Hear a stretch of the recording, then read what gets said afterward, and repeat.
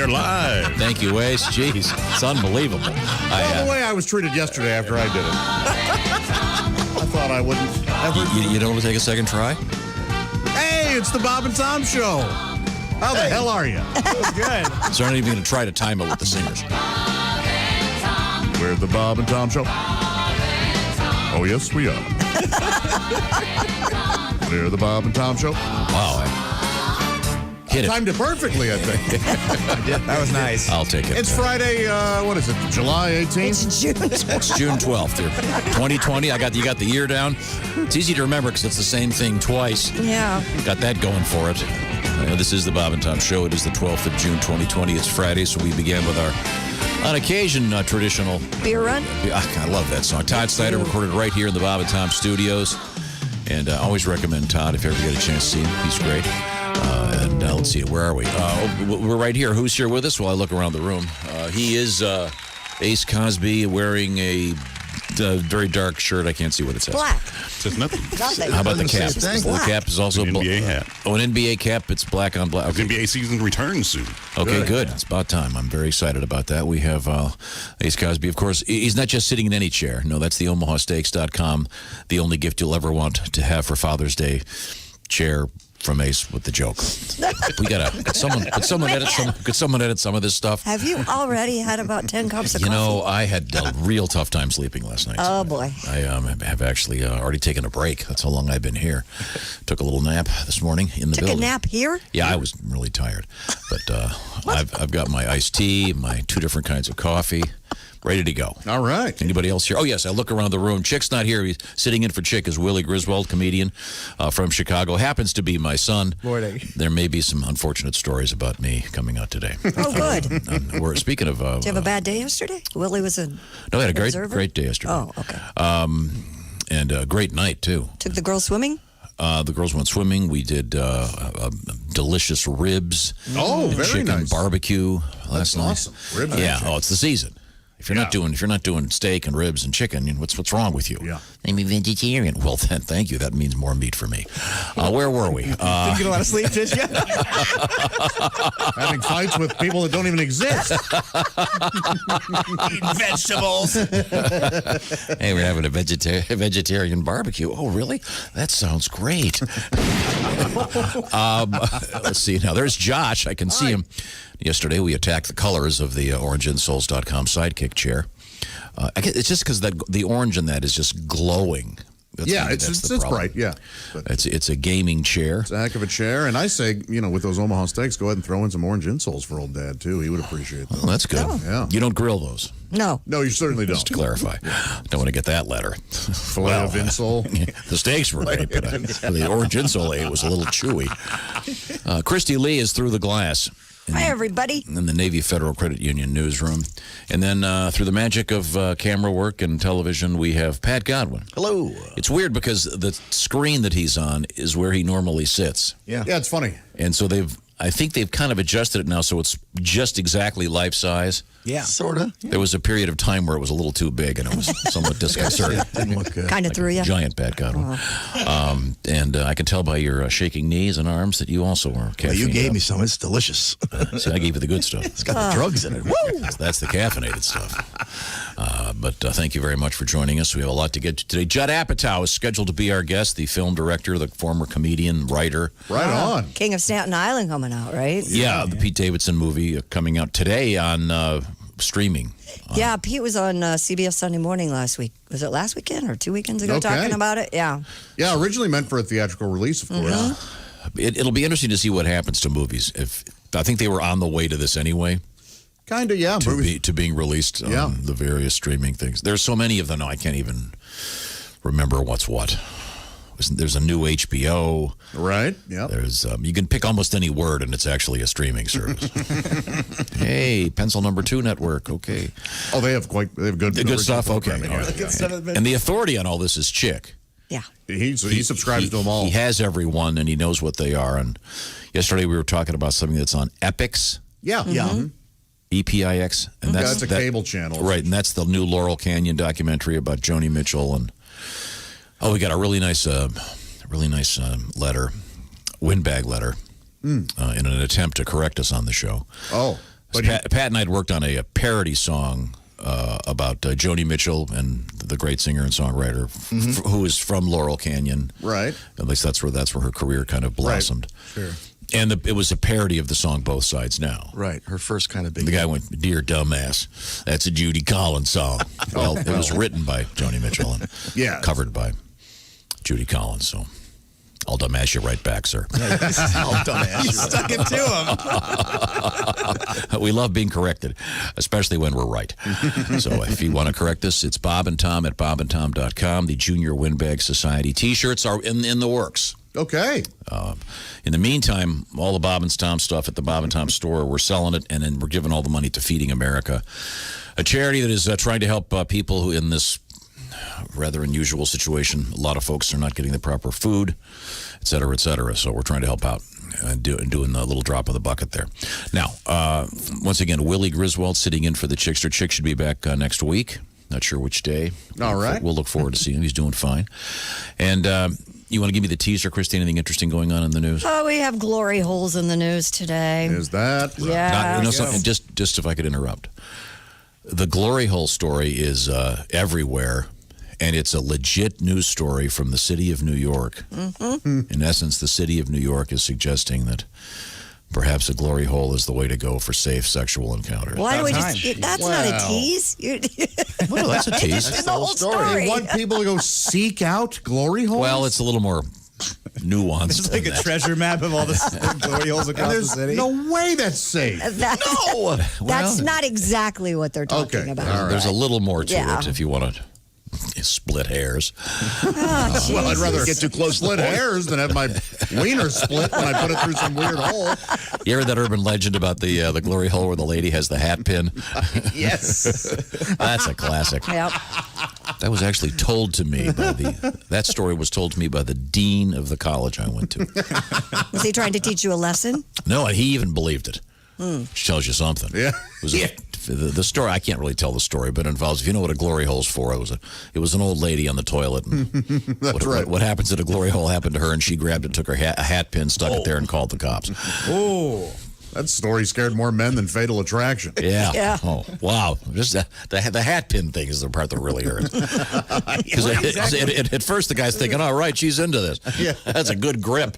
What exactly is a hat pin? I'm figuring out through context. Oh, they're A giant, like imagine an 8-inch long pin Yeah. that would stick. What would you Ladies stick? would put... Stick a feather or something? Yeah, and they would use them in their hats. I wish I didn't ask what it was. Yeah. I was better when I didn't know. I mean, imagine skewering a big hunk of goose liver in a tube.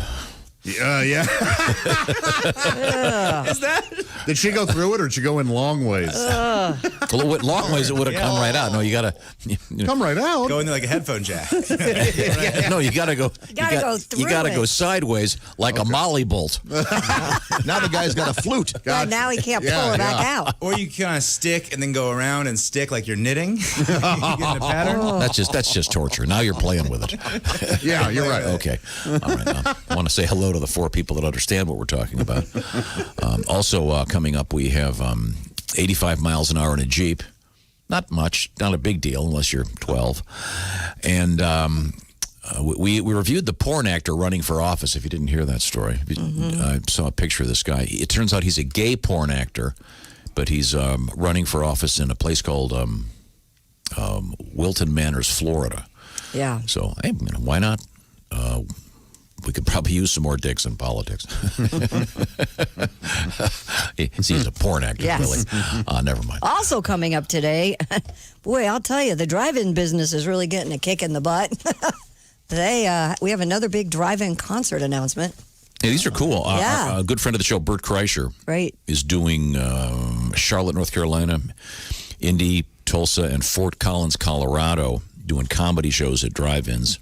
It's the Hot Summer Nights Tour. And there's some other major artists are doing the same thing, so kind of a cool idea. It is cool. And today is Red Rose Day. Oh, nice. Would have been nice. Would have been nice if you'd warned me yesterday. Why would you have brought in roses for everyone? I'd have gotten some for somebody. I don't know. I'm not sure that Ace is going to go home disappointed. Wow. I didn't get a red Don rose. didn't get me a red rose. What a jerk. I have a rose bush in my backyard. Do you? Oh, nice. Well, that's nice. Pansy. Well, Ace, I think you're a sweet man of mystery. With roses in your backyard. Oh, he is a sweet man of Ace mystery. is a That's man for of sure. mystery. Stuff I put up with. Known him for 40 years, and Know nothing about known him him. for 40 years. All I can tell you is he's got a coupon for everything. Hey, you want to get a new boat? I got a coupon. April 15 was the tax deadline, but they moved it. Remember this? July 15th, right? Now it's July 15th. Yeah. So the clock is ticking. I hope you got your refund, or maybe you're putting that off too because you didn't file yet. Guess who'd love to get your refund? That's right, cyber thieves. The FBI is talking about the incredible increase in the number of cyber thieves out there right now because just like you, a lot of them are stuck at home or have been anyway for the last 8+ weeks. So they're sitting around trying to figure out who you are so they can steal your identity. That's where LifeLock comes in. LifeLock is one of the leaders of identity theft protection. Here in the United States, LifeLock has lots of operatives so that if something does happen, like someone suddenly steals your social security number and starts doing stuff like borrowing money, getting a car, maybe cashing your refund check, LifeLock's got operatives that can help you get your life back, literally. So check it out. It's very inexpensive. And no one can prevent all identity theft or monitor transactions at all businesses, but LifeLock can see threats you're probably going to miss on your own. So you join up. And right now you can save 25%. And as I mentioned, it's very inexpensive. And now it's even more inexpensive. Save 25% off that first year by using the code TOM25. So you go to LifeLock.com. The code is TOM25. That's LifeLock.com, TOM25. You'll sleep better, and you'll save 25% off your first year. Someone will be watching those numbers because there are so many fraudsters out there using false identities to steal billions of dollars in tax refunds. In fact, just a couple of years ago, they estimated it was almost $2 billion in stolen tax refunds. Think about that. So don't be part of that. Check it out, LifeLock.com/Tom25. Coming up in the news also, we have elephants in the news. Elephants? Always good to talk to elephants. We got a guy that loves his elephants so much. Well, you'll see.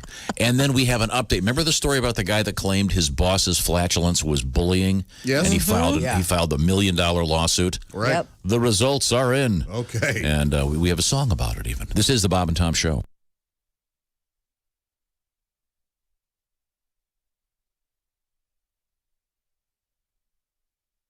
Bob and Tom 24/7. Hey, Mark Allison with you on a Friday, June 12th. Thanks so much for joining us here on Bob and Tom 24/7. Got a great show for you this morning. Eventually, we're going to catch up with director Judd Apatow, see what he's up to these days and his latest film coming up right here on Bob and Tom 24/7 later this morning on a Friday. Good morning. Hi, everybody. Christy Lee from the Navy Federal Credit Union Entertainment News Desk. The Rock and Roll Hall of Fame in Cleveland and the Stax Museum of American Soul Music in Memphis are reopening after shutting down in March because of the coronavirus pandemic. The Rock Hall will reopen Monday with the caveat that visitors stay, quote, at least 2 Stratocasters apart. The Stax Museum will reopen next Thursday. Both are incorporating new cleaning practices and cashless admission, and visitors are urged to wear face masks. Jimmy Buffett will make his debut at the Grand Ole Opry in Nashville on June 27th. He will appear with Brad Paisley and Mac McAnally for the broadcast that night, which will be in front of an empty house with the musicians 6 feet apart. And Garth Brooks calls his upcoming concert for drive-in theaters old school, new school, and perfect for the time we're in. Brooks will beam a concert to 300 drive-ins in the U.S. and Canada on June 27th. The event will follow guidelines set by local and federal health officials.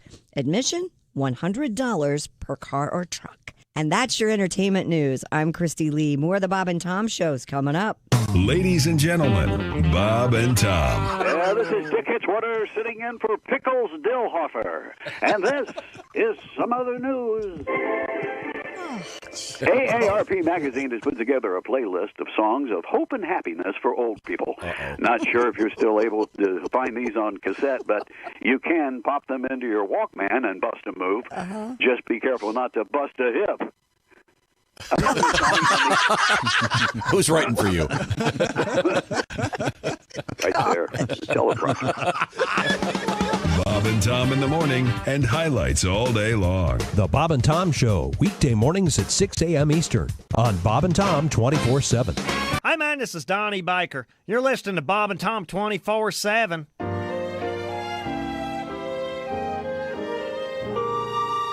Remember when we met? I dated lots of men.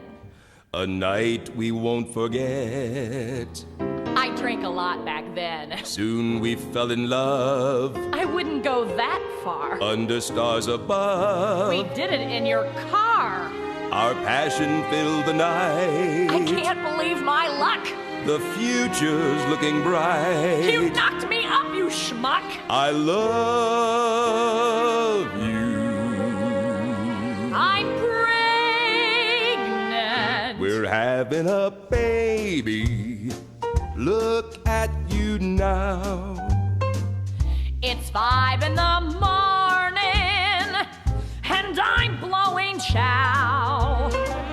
The dream of a lifetime will come to pass. I'm having a baby. God, I've got gas. You've got that glow, and don't you know you're looking in the pink.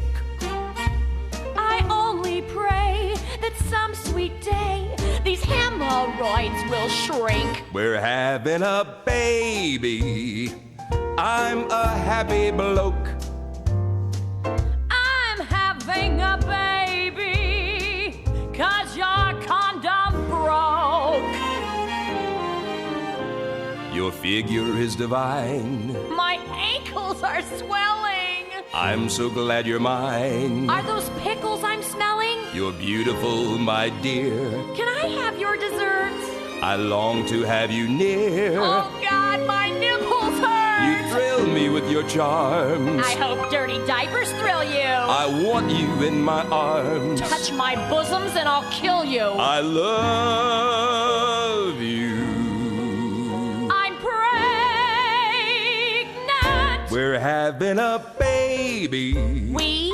And I'm so glad. I have to pee again. That we're having a baby. I'm having a baby. We're having a baby. And I'm hoping that maybe you're not the dad. Come on, baby. Just give me a little kiss. Yeah, kiss my ass. Where? It's getting awfully big. Oh, you bastard. Bob and Tom 24/7. Not on air, online, all the time. Bob and Tom, 24/7. I just went on a date with one girl. And 620 Q95, it's the Bob and Tom Show. Thank you very much. Let's see now. Christy Lee's right there. She has a quick forecast. Oh, it's a great weekend forecast. Q95, Fox 59 weather brought to you by CarX. Sunshine today, partly sunny tomorrow, and sunshine on Sunday. High today, 84. 75 on Saturday, 73 on Sunday. Oh, that's awesome. Currently 58. Car wash weather. Oh, yeah. Barbecue weather.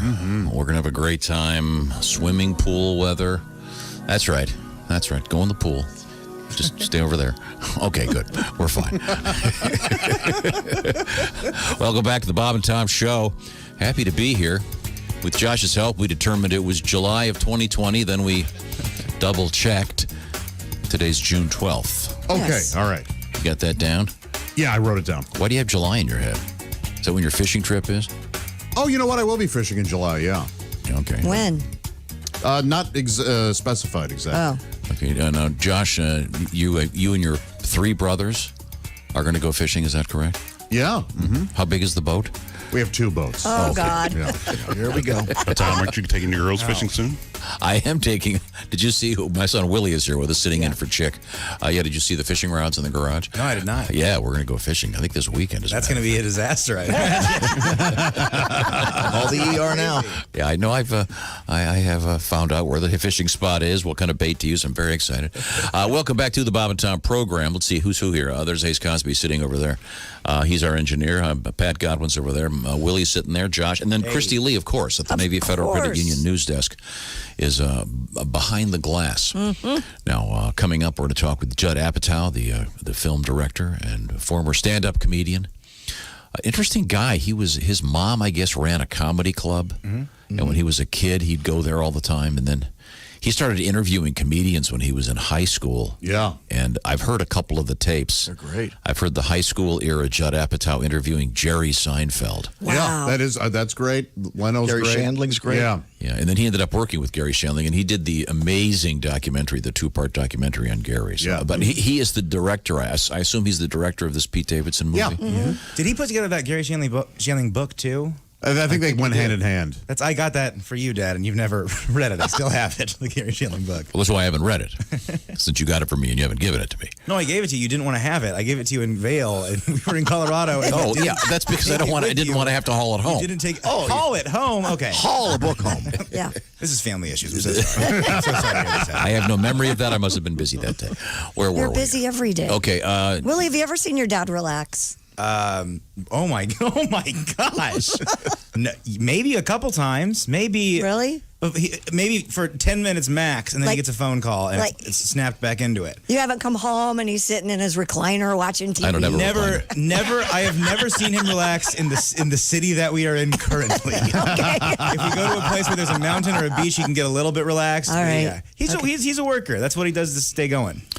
Yeah, I don't really have a chair. You don't have a chair? I thought every man had a chair. Maybe I should get one. They have some there's really a couple nice chairs ones. in my kitchen, kind of. Sometimes after you finish the dishes, you'll just kind of sit in that chair in the kitchen to feed it. Yeah. Oh, I can't get the egg out. Then the new dog will come over, and she doesn't understand furniture protocol. Oh, yeah. So if I sit there, then all of a sudden she climbs up on the chair. So now you're having an argument with a dog. That can't talk She's back. a 60-pound girl dog. Mm-hmm. Then I'll go, didn't we review this yesterday? No. That makes me sad that you don't have a chair. I'll buy you one for Father's Day. No, I don't want a chair. No, first of all, I'm not allowed to select furniture. I don't think you're. I don't know where you've been. Well, I can talk to Kelly about it, and No. they have some very nice. It doesn't matter. Okay. We currently are. We're full. Christy, if you want to get him a chair, I think we can start with the Josh chair, and then we can move on from there. Find him I have a somewhere chair at to go. home, too. I love it. Do you have a chair? Yeah. Yeah, my guy has a chair. Is it one of those things? Does it have the stick shift recliner thing? Yep. And your feet pop up. Yeah, really. It's also got a lot of dog scratches and crayon marks. my chair does. You two seem to have a lot of issues lately. That's a nice feature. Yeah. Yeah. I'll tell you this. You know the great song "Keep 'Em Separated." That applies to pens. Quickly, the other day, my 4-year-old came into the kitchen and opened up the drawer in the kitchen everybody's got that has Sure. everything in it. Right. Yeah. You know, tape measure, Yeah. tweezers, Absolutely. various screwdrivers, Passport. pliers, Passport. passport, yeah. And then it's got literally 80 different pens in it. Mm-hmm. And that's where but even though she has her own pen, so I walk over there and she can't really see into the drawer, so she's reaching up and just grabbing, and someone, I don't know who it was, Put a Sharpie in there? more than one. Uh-oh. And then there's a very nice piece of furniture that now has Sharpie marks all over it. That's such a problem. Yeah, as a parent, you need to know Sharpies need to be kept in a baggie up high. Yeah. I cleaned and organized both my junk drawers yesterday. Why, you ask? Why? Conference call. Yeah, for those people who think that, this is great, we're never going to have to go back to the office again because these Zoom conference calls. Yeah, I think they make a recording of themselves sitting there, and then once the conference call starts, they just stick the recording going back around and around, and then they start going and doing stuff. Just every few minutes going, yeah, sure, yeah. No, I was going to hang up because I just couldn't take it. But there was a thing, I heard somebody else hang up before me, and it goes, Kevin Johnson has left the meeting. I'm like, I can't hang up. Man, I had 2 of the Zoom meetings yesterday too. It was, And that wasn't a meeting for this thing. We only do the one a week. Yeah. And so what was that for? It was for work, but Really? yeah. Oh, you getting a new client? Going on a job hunt? It was a second interview for Popeye. Finally got to you, did I? Okay. Well, the Zoom thing, I'm over it. Sorry. Yeah. And then when you click the video so that you're not being shown anymore, they just have this big, Christy Lee, and like, God darn it. I just wanted to go to the kitchen and get some water. Come on. Now, Willie, you're actually having a Zoom graduation. Yeah, tomorrow. You got your master's degree. Congratulations. Thank you very much. I'm excited about it. Yeah, I guess you give me the code and maybe I'll have time to watch. Is there a way to like record it so I can watch it later? Maybe. I guess I could screen record it. I mean, it's going to be, I wasn't going to be a part of this at all. I think it's dumb. I think it's very dumb. But they're going to have a speaker, and I think if I don't watch it, I think I'll be able to write a joke about it eventually, because I think it'll be very stupid and dumb. I think it's going to be a bunch of like DePaul, like professors dressed up wearing caps and gowns in their homes. I'm excited about that. That's great. And they're going to be showing them, and I'm going to be wearing underwear, and I'm going to be drinking during the. I think it'll be fun. What do you get your master's in? Screenwriting. Oh, right on. Nice. Yeah, with a comedy concentration. So. My youngest had her graduation, high school graduation, virtual, and it was actually quite cool. It was? Yes, it was really fun. Maybe I'll have fun during it. I don't know. I've just been in my head. This whole thing's been kind of a bummer, but it'll be good. I feel real bad for the high school graduations that haven't tough, happened. man. Yeah, There's a couple cool things. There are a couple of speedways that have opened up and done it that way, and drive-in ski theaters. lifts. Remember that one? That was really cool. Ski lift's probably in a private Vermont. school. You rode the ski lift up, and at the top of the mountain, they handed your diploma, and then you went back down. Yeah, we've had stories of these. I think there was one. I think it was a private school. There was the jet ski one. Right. Florida. Yeah, that one sounds cool. At a jet ski, I'm into that. Mm-hmm. Yeah, that wouldn't happen in a lot of schools. How many of you can swim? Uh-oh. Little joke there. Okay. What's happening in the world of sports? Will any headlines worth pursuing? It looks like 3 more F1 races have been canceled because of the virus. Terrific. Formula One races in Azerbaijan, Singapore, and Japan have been canceled because of the coronavirus pandemic. Organizers say the long lead times required to construct street circuits in Singapore and Azerbaijan. Wait, it's not even here in the U.S. Nobody cares about it. Yeah, we care. Made it impossible to host these races during a period of uncertainty. Other than this may not be true anymore, but it used to be. Other than the occasional year when boxing gets really huge, the highest paid athletes in the world are Formula One drivers. Highest paid? Oh, yeah. They're okay, yeah. Oof. Yeah. So that may, that's really not my lane, but someone may be aware of the stats. But those F1 guys are huge. Yep. Huge. So. They make a lot of money. But it's a shame. And so that's also incredibly dangerous, by the way. Is it Schumacher? Is he the one that... Had the skiing accident? He's having stem cell surgery. Huh. Yeah. I think today to try and regrow his nervous system. Well, that's an affront to God, if you ask me. No, I think it's amazing what we can do. Dear Bob and Tom. You Luddite jackasses. All right. Now, I mentioned earlier that Pat did his Joni Mitchell tribute, where he did a knockoff on the famous song Both Sides Now. Mm-hmm. So we got a windbag letter from a guy that said, "Dear dumbass, that's a Judy Collins song." Well, the fact is it's a Joni Mitchell song that Judy Collins made famous. So Dean wrote him back. So everybody's right. Dean wrote him back, "Sorry, dude. It's known as a windbag fail." I don't know about that. You better hope Joni doesn't find out what you said. She might write a mean song about you. That's good. Did Joni ever record it herself? Yeah. Oh, okay. First album. All right. Yeah, and again, if you've never heard Joni Mitchell, by all means, get one of the greatest of all time. And of all people, Robert Palmer, when asked about Led Zeppelin way back then, they said, "Oh yeah, one of our biggest influences, Joni Mitchell." Plant, right? Robert Plant? What did I say? I'm sorry, Robert Plant. Excuse me, Robert Plant. Tom was wrong, you guys. Oh, that never happens. I was thinking about Robert Palmer. Sorry, because the great Moon Martin died just a few weeks ago, and he wrote "Bad Case of Lovin' You," right? Which is a great song, and that was Robert Palmer did that. Was that one of his solo hits? Yeah. Oh, sure. Okay, yeah. and then he did that stuff with the Duran Duran guys. Power Station. Power Station. Yeah. But we talked to him one day. It was just a day like we were doing our show, sitting around, and all of a sudden Dean goes, "Hey, this is a little weird. I just got a phone call. Robert Palmer is on the phone." Oh, cool. So remember that? Just completely random. Hey, hi. Sadly, he's gone also. Get hot. Very heavy smoker. Was he really? Yeah, very heavy smoker. Simply irresistible. Yeah, that's terrific. Man. That weird, remember that famous video with the girls? The models looking like zombies? Yeah, we They had redid. the slicked back that's Godwin hair. That's the way I like them. Looks like they don't have a lot of opinions.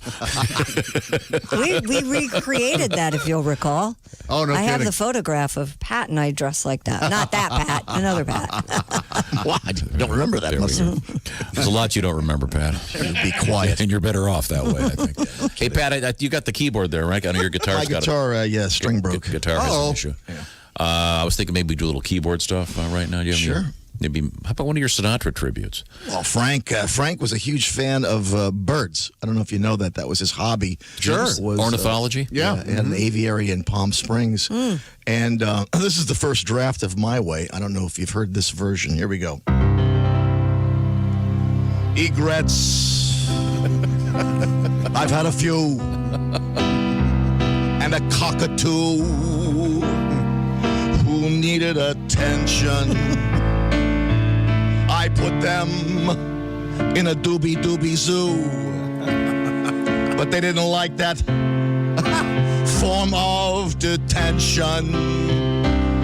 They want to live a life that's full and crap on cars on the highway. So I opened up their cages and let them fly.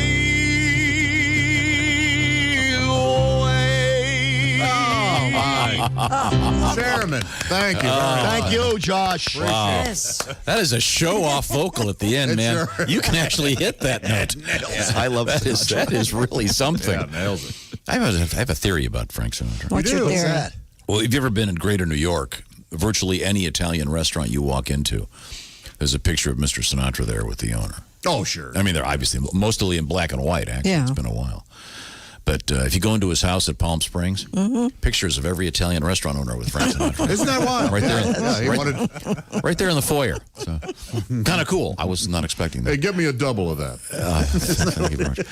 Frank Sinatra was known. He loved to wear T-shirts from restaurants. He was just always wearing those. Now, Dick's Last Resort, huh, Frank? Yeah. He's a big casual guy. so is that Dickens cider really a thing? He loved that and airbrush trucker hats. Was his two favorite things.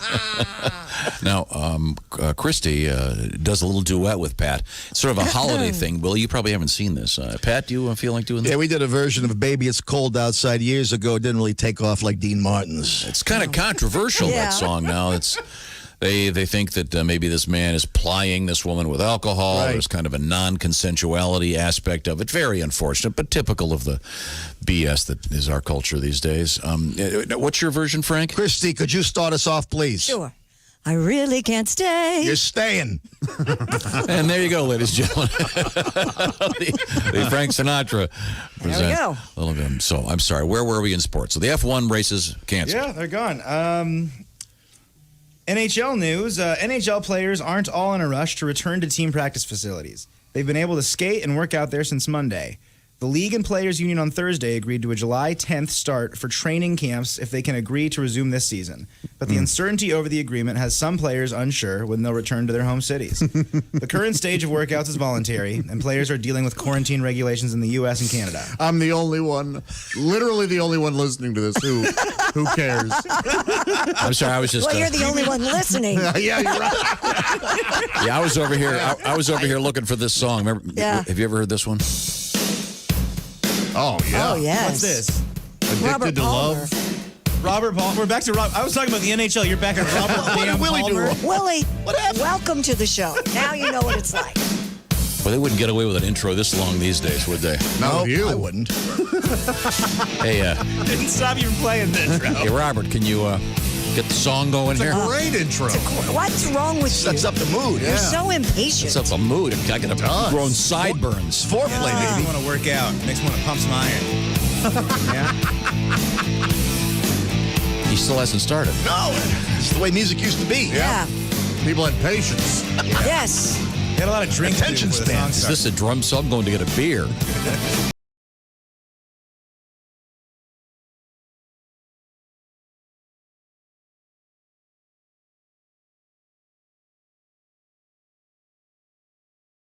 He's a great singer. Yeah, cool But stuff. the reason I was thinking about him, though, was actually this one. Not as good. Oh, you don't like this song? Guitar. Not really. I love this tone. Hot summer night. That's right, Christy. What a voice. And this guy was had fashion model good looks. Oh, yeah. My baby. That's a Moon Martin tune, Bad Case of Loving You. And God, that's a sadly, great Mr. song. Martin is gone. Yeah, I appreciate As that. is Robert Palmer. I appreciate the song. I just it's not. I prefer the others. Addicted to Love? Yeah. You're And allowed. Weird Al's cover, or his parody, Addicted to Spuds, if you remember that. Not making it up. I missed that one. I missed that one, too. Boy, that sounds I heard a dirty Festival version. of Wit. That one. I heard a dirty version of it. Festival of Oh, Wit. really? Find that You're photo. going to have to face it. It's my that you love. Might as well face it. It's my penis you love. It's a D word. Oh, sure, yeah. Pat, are you aware of this? Did you know that baseball great Tommy Lasorda? This is true. Okay. This is true. It was huge. Lasorda? He was huge buddies with Frank Sinatra. Oh, I didn't know that. Well, That is absolutely a fact. What's his last name? Tommy Lasorda. you don't know who Tommy Lasorda is? They all He know was each other. stronger Yeah, they're all from the old Come on. country. I had a really bad joke. I was doing a DeLand kind of joke. There it is. I was saying I heard that the Sorda was stronger than DePena. It was bad. It wasn't good. And I'm sorry that I did all I'll that. tell you the guys. Tommy Lasorda story in a second. Lasorda is mightier than the penna. I will. Yeah, I'll see myself out. I had a pretty good And run. actually, it was, Yeah. Oh, you guys liked it? and that Cool. guy goes. There's a joke there somewhere, but it has to be Yeah. deconstructed and rebuilt. Awesome. I'll stick around. If you need to be deconstructed and rebuilt because you're dealing with ED, we got the answer for you. There are some amazing pharmaceuticals out there that can give you a, shall we say, an assist. You know what I'm talking about. You've seen the commercials for Viagra. They've been on for years. And now you can actually access some of these pharmaceuticals, and you don't have to go get embarrassed in front of your family doctor. I'm talking about a distributor called Roman, R-O-M-A-N. Roman makes it convenient to get the treatment that you need right from home. So you just grab your phone or your computer. You complete a free online visit.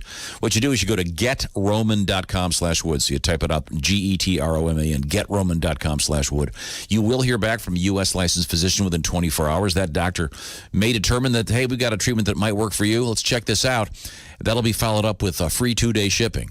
So once again, that's the free exam, the free online visit, free 2-day shipping. Go to getroman.com/wood if you're struggling with ED. Stay home and take care of it.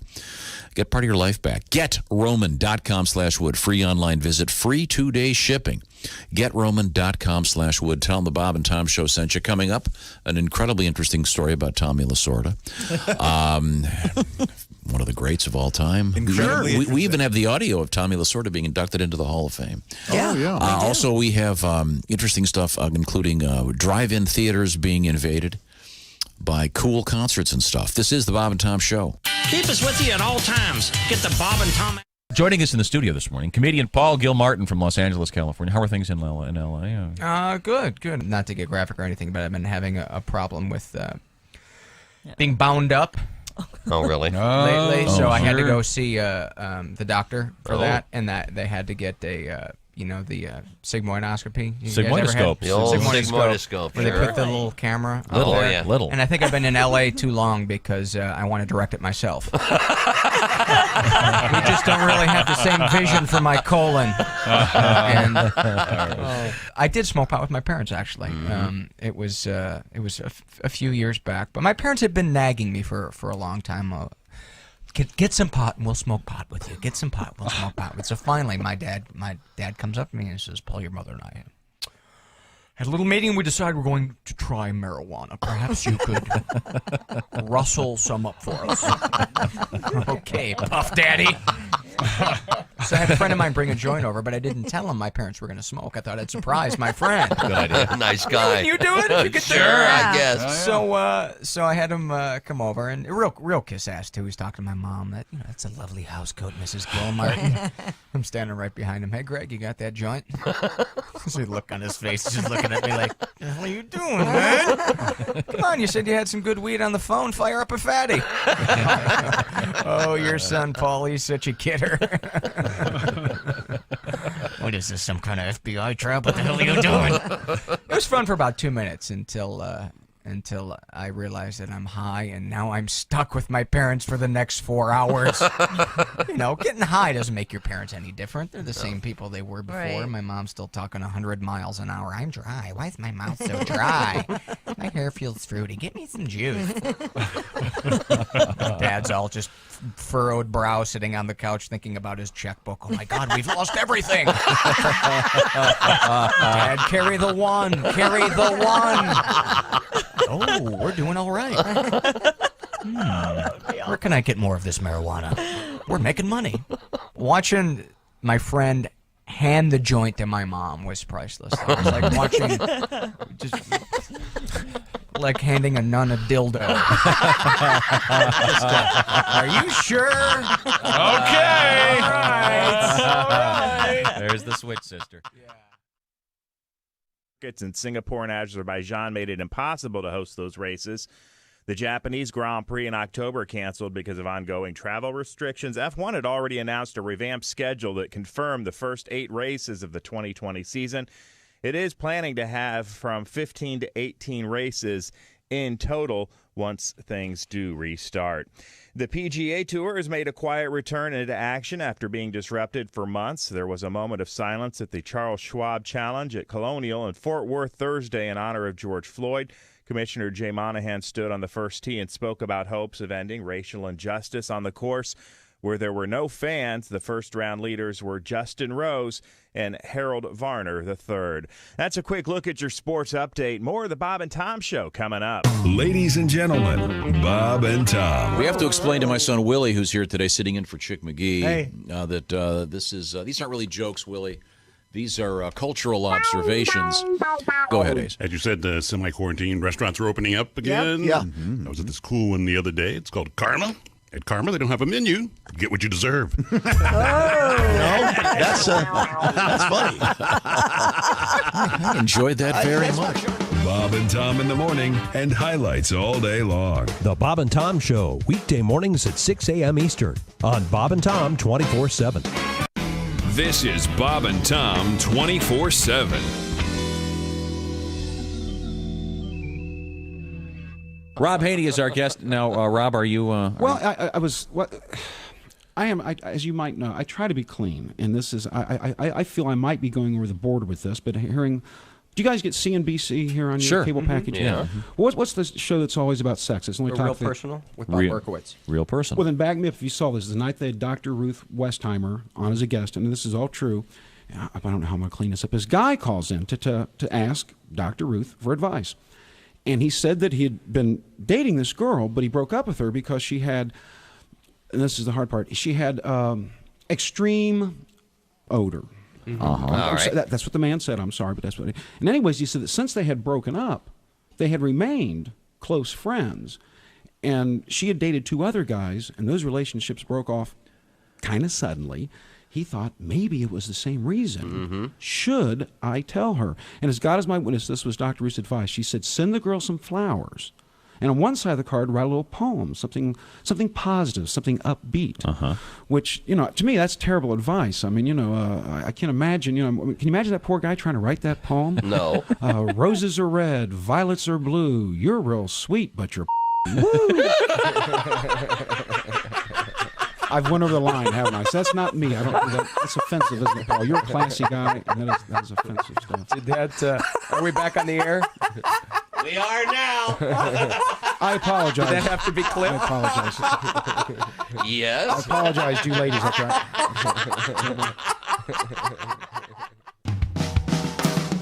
Hi, this is Bob. And this is Tom, and this is Bob and Tom 24/7. Comedy on your computer all day and all night. Bob and Tom 24/7. Morning Bob and Tom show. Good morning. How you guys doing? Fine. We're a little stunned, but we're okay.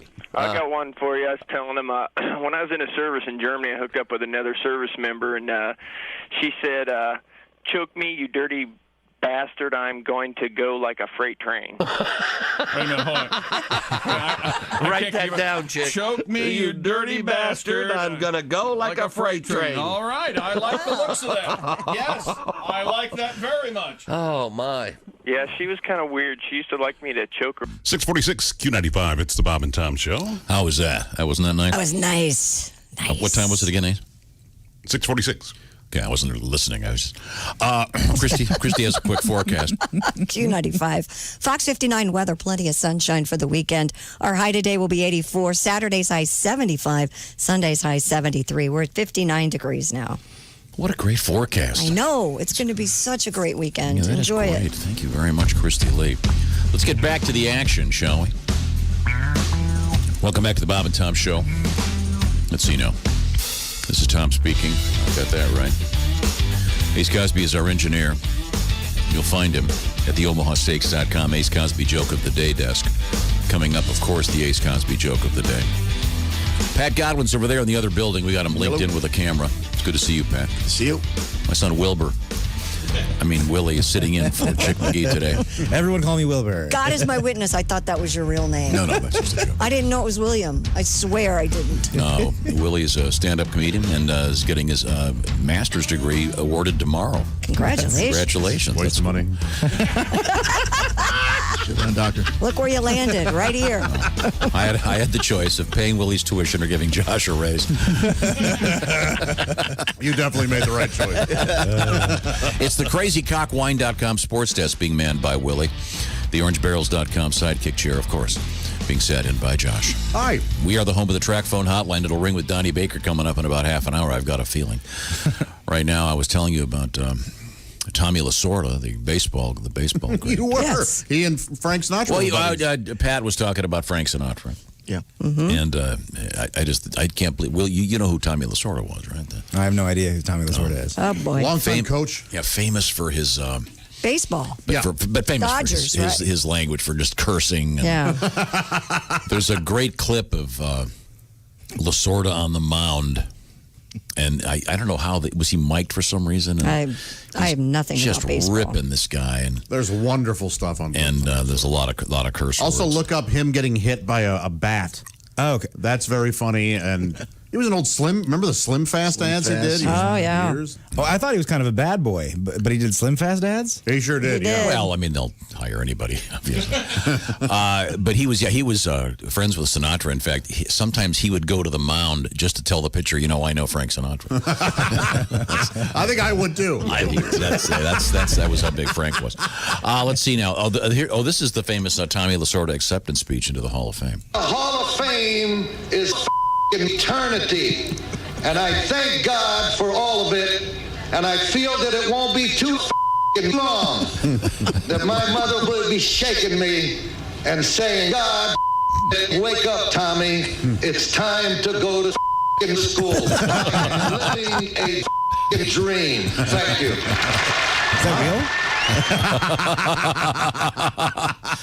Is that Is that real? Yeah. Okay, cool. Yeah. I would think in all this college you've been to, they would have taught you about digital editing. Here's a tip, ladies and gentlemen. Don't believe anything you read, see, think, hear, or hear. That's slightly augmented. Let's try it again here. I am living a dream. Okay, yeah. Okay, good. Parts of that weren't there. But there we go. Okay, I'm sorry. So we're discussing that with sports. What else have you got over there at the sports desk? In New Jersey, a trove of highly valuable baseball cards has been discovered in the attic of a deceased New Jersey man. This is everyone's dream. Yeah. I've been watching Sopranos. Let me give this a shot. After James Michioni died this past March at the age of 97, his relatives went through his possessions and uncovered a vast collection of well-preserved baseball memorabilia. The collection, which has since been authenticated, includes over 1,000 vintage baseball cards and other items that could fetch millions of dollars at auction. Wow. Just one of Michioni's signed baseball cards from 1933. I'm sorry, one of his signed Babe Ruth cards from 1933 could sell for over $100,000, and there are 6. Whoa! Man. Yeah, can you imagine that? This guy, he's 97, so he's there. Yeah. When he's a kid, he gets the Babe to sign 6 of the cards. Jeez. But this is every fantasy of every guy out there. I was going to say, I don't have that fantasy. And then Go ahead. but the key to this, in my mind, is there's a lot of guys going, I told you, Mom. Uh-huh. Mom. Yeah. You threw away. This guy had to be single. Yeah, and he had a Lou Gehrig card. He had a Jimmy Fox card. and he would give them to his nieces and nephews. And when people would ask about him, how many cards he had, how big his collection was, he'd say, "You'll figure out when I'm gone." Oh, which is terrifying. Yeah. It's an ominous thing I was to say. reading about this guy. They say that they called him Uncle Jimmy. Yeah. And they say that this in baseball collector circles, this will be known as the Uncle Jimmy collection. This is considered to be That big. It's one of the greatest collections of all time. Huh. Cool. I mean, 6 of the cards are worth over $500,000 alone. So, but I mean, every kid I know. I was gone, and my mom tossed all my comics. Mm-hmm. Yeah, you tossed all my Pokemon cards. Oh boy. And those things sell now. Oh boy. Would they really be worth something? Oh, I mean, not $100,000. Sure, but yeah, like they're holographic ones, like a holographic.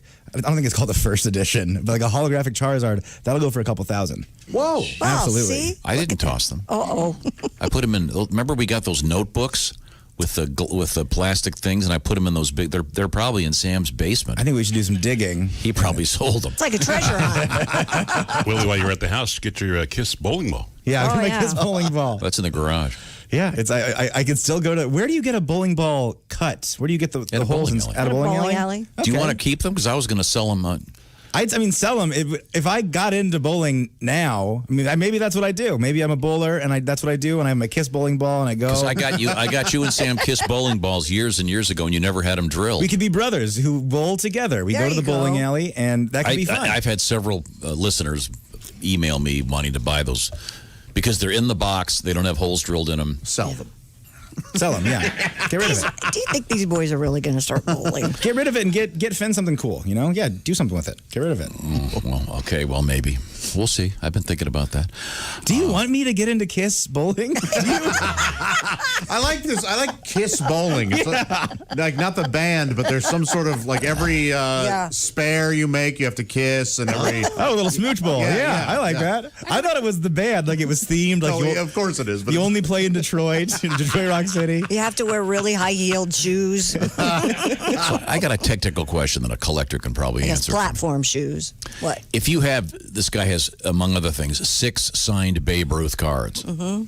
Do you sell them? Do you auction them, one at a time over the course of a couple of years, or do you? It's in here. The collection will be auctioned off as 2,000 separate lots, with the first 650 lots going up for auction June 14th. Okay, because you don't want to sort of flood the market, right.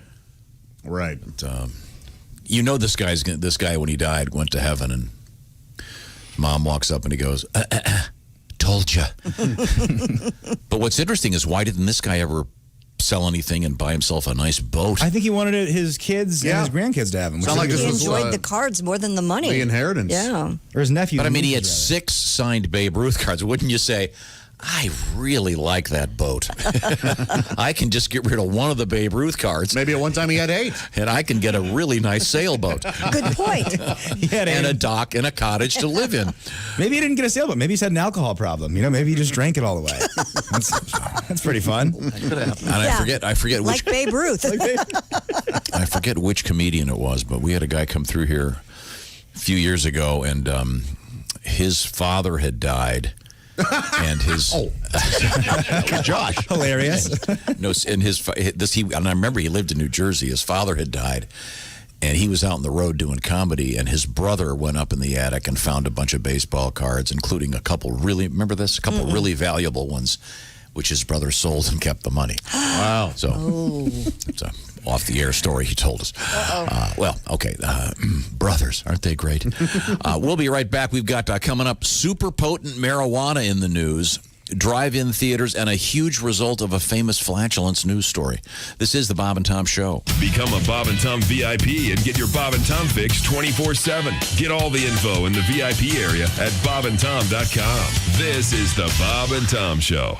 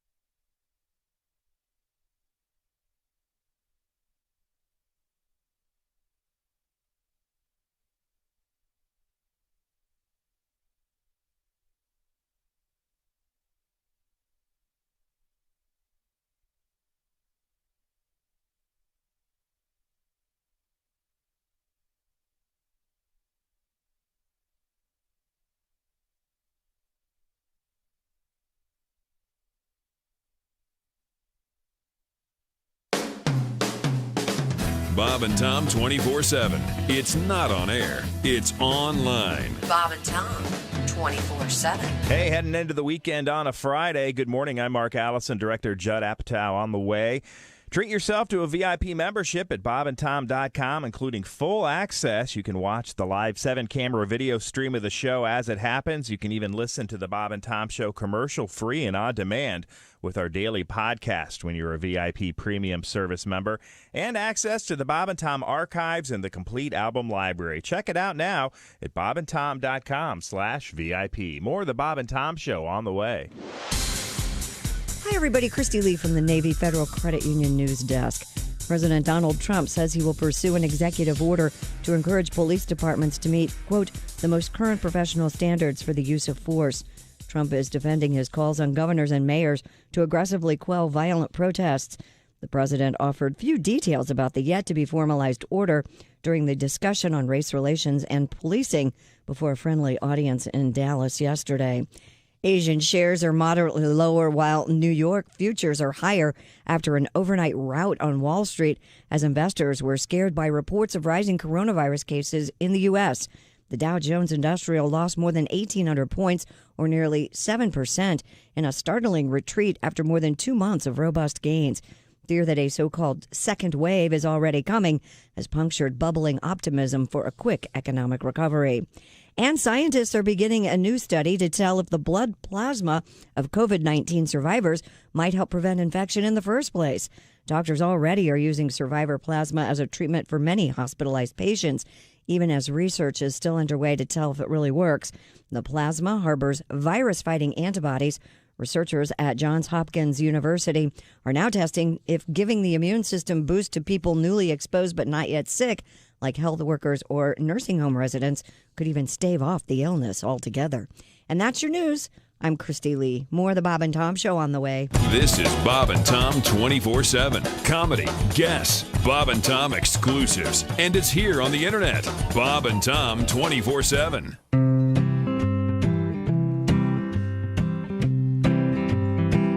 You might hear bits of conversation as you pass through public places. Some loud talker on a cell phone. At the next table, there's a tiff. Most washed by and not remembered. But one night just last December, I passed 2 women who were talking by the front door of my hotel. The moment that I heard their words, I stopped and thanked them by the curb. I said it was the finest one-line eavesdrop that I had ever known. Scribbling on my hotel bed, I recorded what they said. With a hotel pen, I wrote then they had to taser her again. Again, they had to taser her. First time wasn't phasing her. Whatever she did it twice. Who was that gal? Why weren't she nice? She still advanced, a-comin' strong. So they cranked the volts. She soiled her thong. Didn't get the hint, because then they had to taser her again. There are questions that are classic, like a diamond with its facets. You can look from every angle and never guess the truth. Were there warrants unresolved? How much alcohol was involved? How long had she been on the phone to tech support? Oh, again, they had to taser her. First time wasn't phasing her. Whatever she did it twice. Who was that gal? Q95, it's the Bob and Tom Show. It's like poetry when it comes out of Ace's mouth, isn't it? Yes. This is a poetic forecast, and it's all good. Yes, Q95 Fox 59 weather for the weekend brought to you by CarX. Sunny today, sunny tomorrow, sunny on Sunday. 2 words, dad shorts. Okay. Because you know why? You'll be wearing them because the weather's so great? Yeah, and by the way, I want to thank my friend Jeff Chapman, not only for these shorts, but for Chapman Heating, Air Conditioning, and Plumbing, because you gotta get that AC up and running and make sure that all the filters are properly changed and that you actually have cold air coming in, because it's going to get super hot again. Did he buy you shorts? By Thursday, it's going to be 91. Well, they're actually his. That's one of his is it? employees dropped them off. The point is, you can trust the man for all seasons, even if he's wearing dad shorts. It's Chapman, ChapmanHeating.com. You say, but why Chapman Heating? Why isn't it Chapman Air Conditioning? Why isn't it Chapman Why isn't it? Hey, why don't you just not ask any questions? I'm going to have to call Jeff and have him turn your AC off. That's what I'm going to do. It's Chapman Heating, Air Conditioning, and Plumbing. ChapmanHeating.com. Welcome back to the Bob and Tom Show. Got the show back in the rails, I think. See if we can get this to work for us. Judd Apatow will be our guest coming up later this morning if the stars align properly. Right now, in the studio, it's Willie, me, Josh, and Ace. That would be Ace Cosby, our engineer, over there. We are socially separated as required. And Josh is over there. That's my son, Willie, sitting in for Chick. Hey. Chick should be back next week. And then Christy Lee is behind the glass over there. Yes, sir. She's in the Navy Federal Credit Union newsroom. Willie's sitting at the crazycockwine.com sports desk. Pat Godwin is over there. I am. And we're going to get a song out of Pat coming up here shortly. Are you in the mood for a song right now? Did you get your guitar fixed? Yeah. Oh, you did? Okay, good. Okay. Well, do you want to play something on it, or we're just going to talk about it? Well, are you sending me in a direction, or is it my choice? It's your choice. We had talked about it's your choice as long as he likes what you choose. Well, there are 2 things that I wanted to do, but I have to audition them later today. Oh, boy. Okay. See? Oh, I'd love to hear one just now. You want to? Yeah. Well, Hold on. I think I know what these are. This is kind of bizarre. That's a disapproval. Already. He doesn't even know what you're going to play. No. It's this is the misdirection about picking up a lady. I like this one. Misdirections. We had a story where 2 guys had tried to pull a fantasy thing on a homeowner in Australia, and it went awry. Oh, yes. And that is, I did a version of it. It was largely informational and not comedic. So I took it a different way, my own way. Okay, I needed just a little bit of background. That story from Australia was some guy apparently hired a guy to come and do this fantasy thing for his wife. This was weird. There was a broom involved, correct? Oh, no, it wasn't. Yeah. It was a gay situation, wasn't it? Wasn't it all men? Yeah, but all men. The problem was the guy then went to the wrong house. Yeah. So I guess this guy said, hey, look, sometime in the next month, I want you to come over with a broom handle and whatever. Right. So these 2 guys go into the house and it turns out it's the wrong guy. You ever get pizza delivered to the wrong house? It's not that big of a deal. That'd be a big deal. Yeah, but this stuff happens. This sort of involves. When something like this, you triple check the ad. Yeah. Every morning at 5 a.m. for the last week and a half, I've ran this by Tom, just the idea, and he has given me a thumbs down without hearing it. So you're going to play this it now. could suck. Yeah. Yeah. Okay. But it could also be a masterpiece. It could. This is called... I'm betting the under. This is called 47 Sycamore Fantasy. I didn't say a masterpiece of what. 47 Sycamore Fantasy. Gotcha. I snuck in your back door at 47 Sycamore and waited in your bed. I took off all my clothes, and in my teeth I clenched a rose. I did exactly what you said. Tied a ribbon round my stuff, gonna lock my hands in cuffs and put on some Marvin Gaye. Drank a bottle of champagne, then I tightened my leg chains and I passed out where I lay. Oops, wrong house. The owner is a biker dude, doesn't mind that I am nude. He opens up a drawer. Oops, wrong house. Guess that I'll be staying here, trussed up in this guy's brassiere. This ain't 47 Sycamore. My will is weak, my ass is sore. And that's Oh, it's a hit. Yes, it is. I love it. I love it, Pat. I try to get that on the show every day. You've done a nice job polishing that one. That's rock solid. Wrong house. The weird thing about it is that in the original story, I mean, I assume that there has to be some element of surprise. So the guy that pays these people to do this, it can't be like, hey, come over next Tuesday night. And it has to be there has to be some element of surprise. Mm-hmm. Yeah, I would think so. It's kind of a role-playing thing. Right. Well, if you're not going to be surprised, why even invite a guy to your house to put a broom near your butt? I don't think the broom handle was involved. It was just a weird deal with a broom. Something with a broom, right? Yeah, and it was just like he wanted it be rubbed on his underwear with the broom. Yes, That's right. That's exactly Which right. side of the broom? The Is broom. it bristles down? Oh, you know what? Did it say? You wanted them swept? I think it was the bristle part. Because the bristles, I see the appeal of that. I see you're wearing tighty whities, getting bristles going across you. That feels good. I prefer a Swiffer wet jet. This thing's a little lubricated. As Chick would say, the specificity of these fantasies. Yeah. Wow. That is just, whatever. Just be glad that you didn't wake up this morning going, I'll tell you what, I can't wait till my lunch hour. I'm going to take that Glade air freshener and squirt it up my keister. And then... What? Oh, yeah, because then you're not going to be climb a tree surprised. and look for squirrels. Yeah. Keep sweeping my junk. Get the dustpan. yeah. Everyone's got something. That's a weird one. So now in sports, our last sports story you said involves, what is it? Yeah, Cowboys? this one's cool. I like this guy. A python that has been caught in the Florida Everglades may have set a new state record. Conservationist and python hunter Mike Kimmel, also known as the Python Cowboy, captured the over 17-foot-long, 150-pound, that's how much I weighed in 8th grade, 150-pound female python. Kimmel said he was bitten in an artery, but survived the encounter.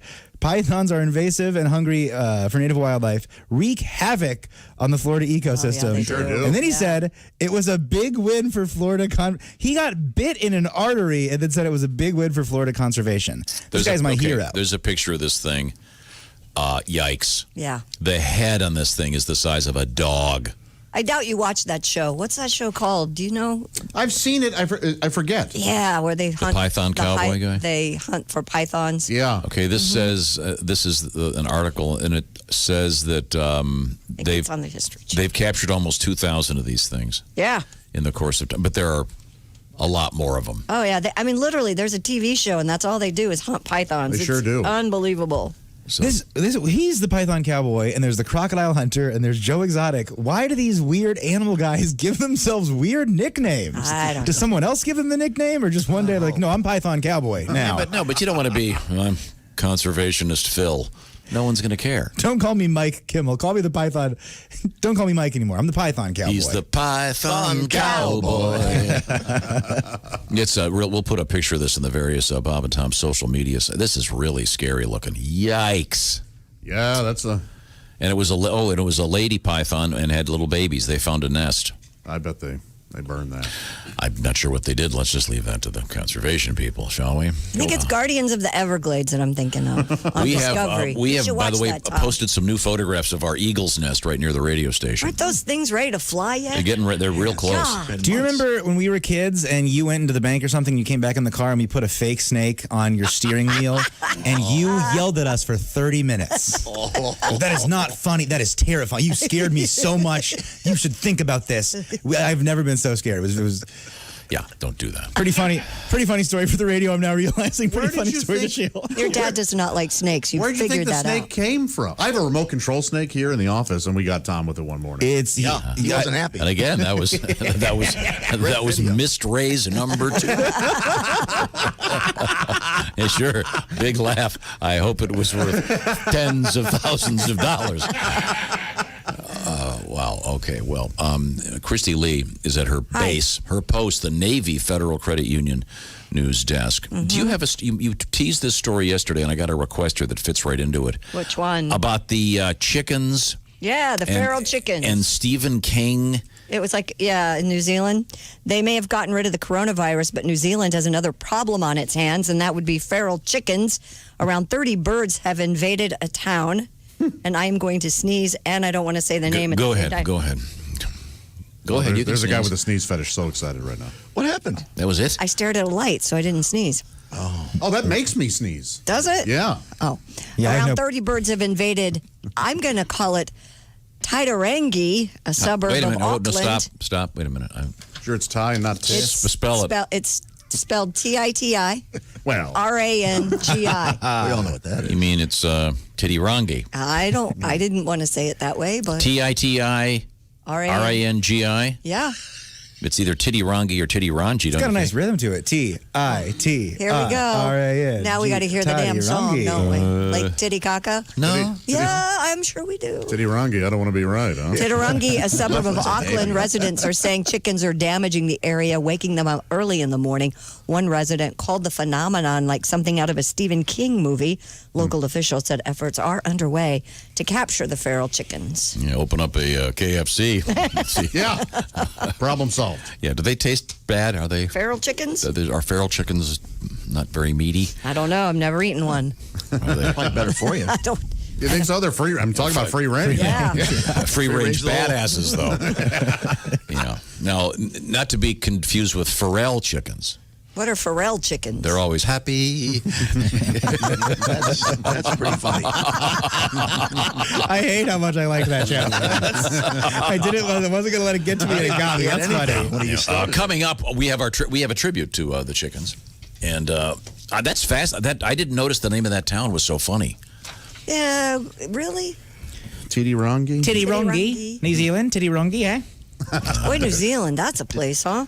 How come you never hear about Old Zealand? What's going on there? There we go. It sank, didn't it? Oh, it is? Yeah. Okay.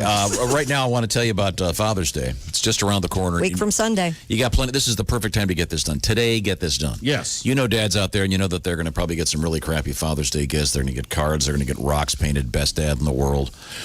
Some witty kid's going to put a snake on their bed, and that kid's going to be written out of the will.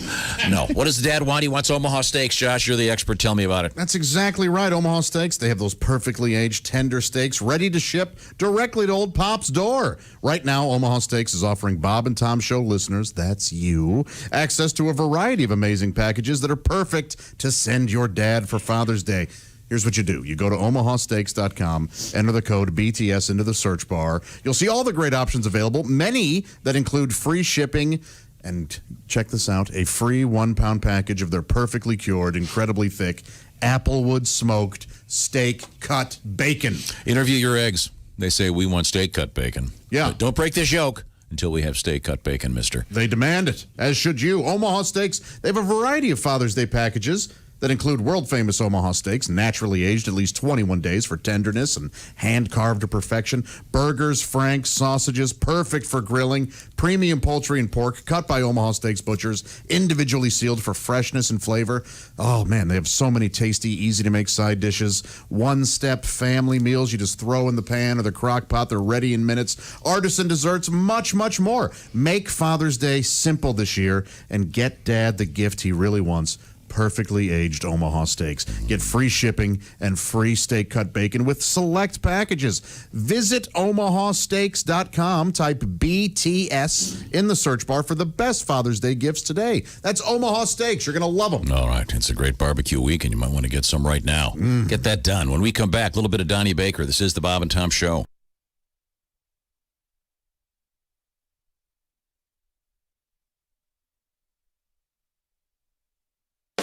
Bob and Tom, 24/7. Comedy via your computer. Bob and Tom 24/7. This is Bob and Tom, 24/7.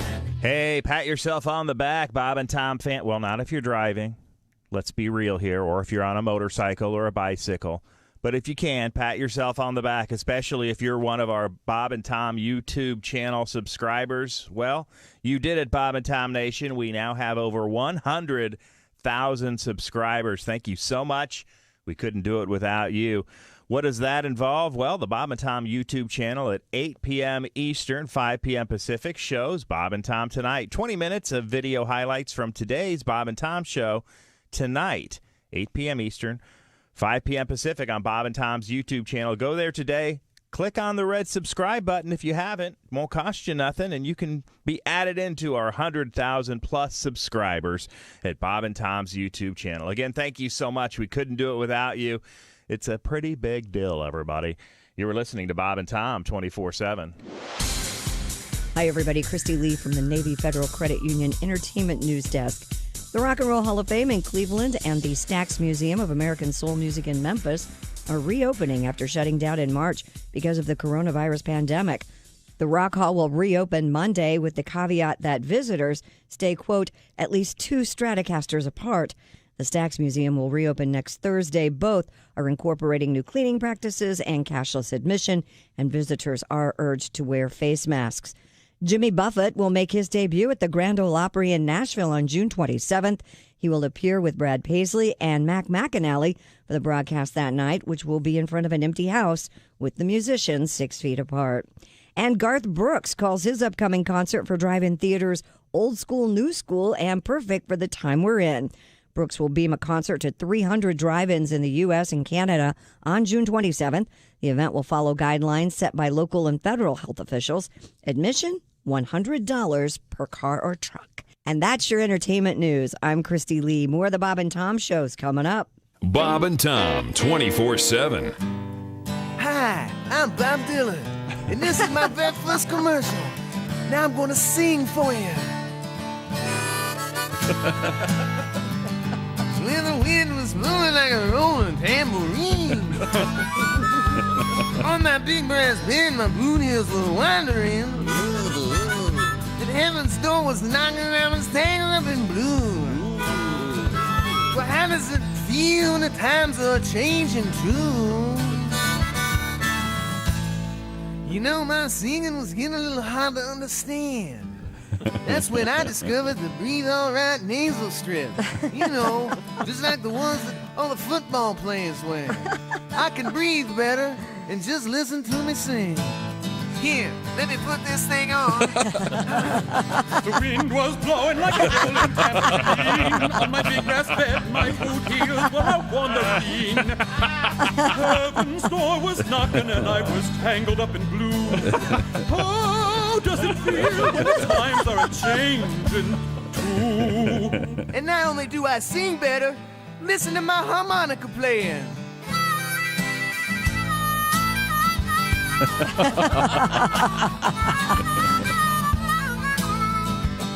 And now listen, I can even play the guitar better too.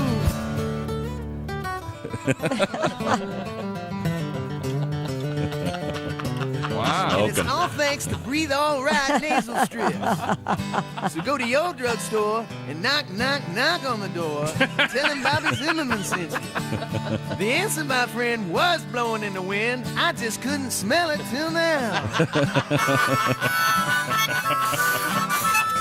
Oh, my Breathe All Right thing just fell off. They got stuck on this damn harmonica holder. Oh, and for you ladies, there's a Breathe All Right that's made just for a woman.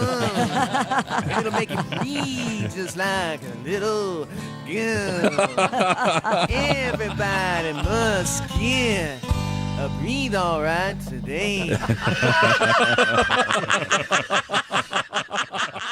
Hey, guy, it's Kid Tarmac. You're listening to Bob and Tom 24/7. Take that to the bank.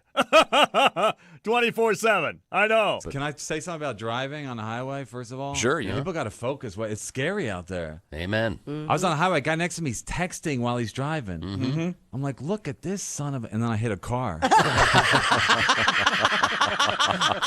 I think wow, it's dangerous. I think he won that round. Uh-huh. Game, set, match, yeah. Accident next to me, LOL. Mm-hmm. Yeah, exactly.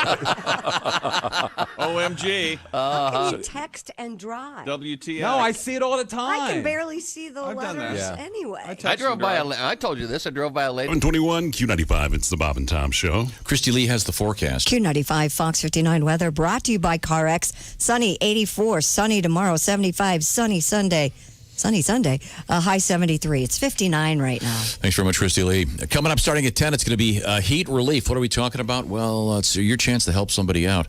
A lot of folks are going to need a lot of water, bottled water this summer on the street. So we're trying to collect it, and we're doing it in the South Side County Line in Emerson at the Walmart. Lots of details coming up, but you can actually help out today. This is the Bob and Tom Show. Welcome back. Thanks very much for joining us. Our engineer, of course, is Ace Cosby, the proprietor of the Ace Cosby Joke of the Day. This is Tom speaking. Willie is sitting in for the Chickster. Over there in the orangeinsoles.com sidekick chair, it's Josh Arnold. Hi. Via camera, we're delivered to Pat Godwin. Great new song, Pat. Thank you. I think we'll have to hear your other new one today, see how it goes. And I know we got the return of an updated classic coming up. All right. From Mr. Godwin, involving a very unusual news story, also out of Australia. Christy Lee is in the next room. We call it the Navy Federal Credit Union News Room. It's great to have everybody here. Thanks very much for listening. Today is the 12th of June, 2020. Yes, it is. Now we are in the era of the semi-quarantine, I guess you could call it. Yeah. I heard something really interesting.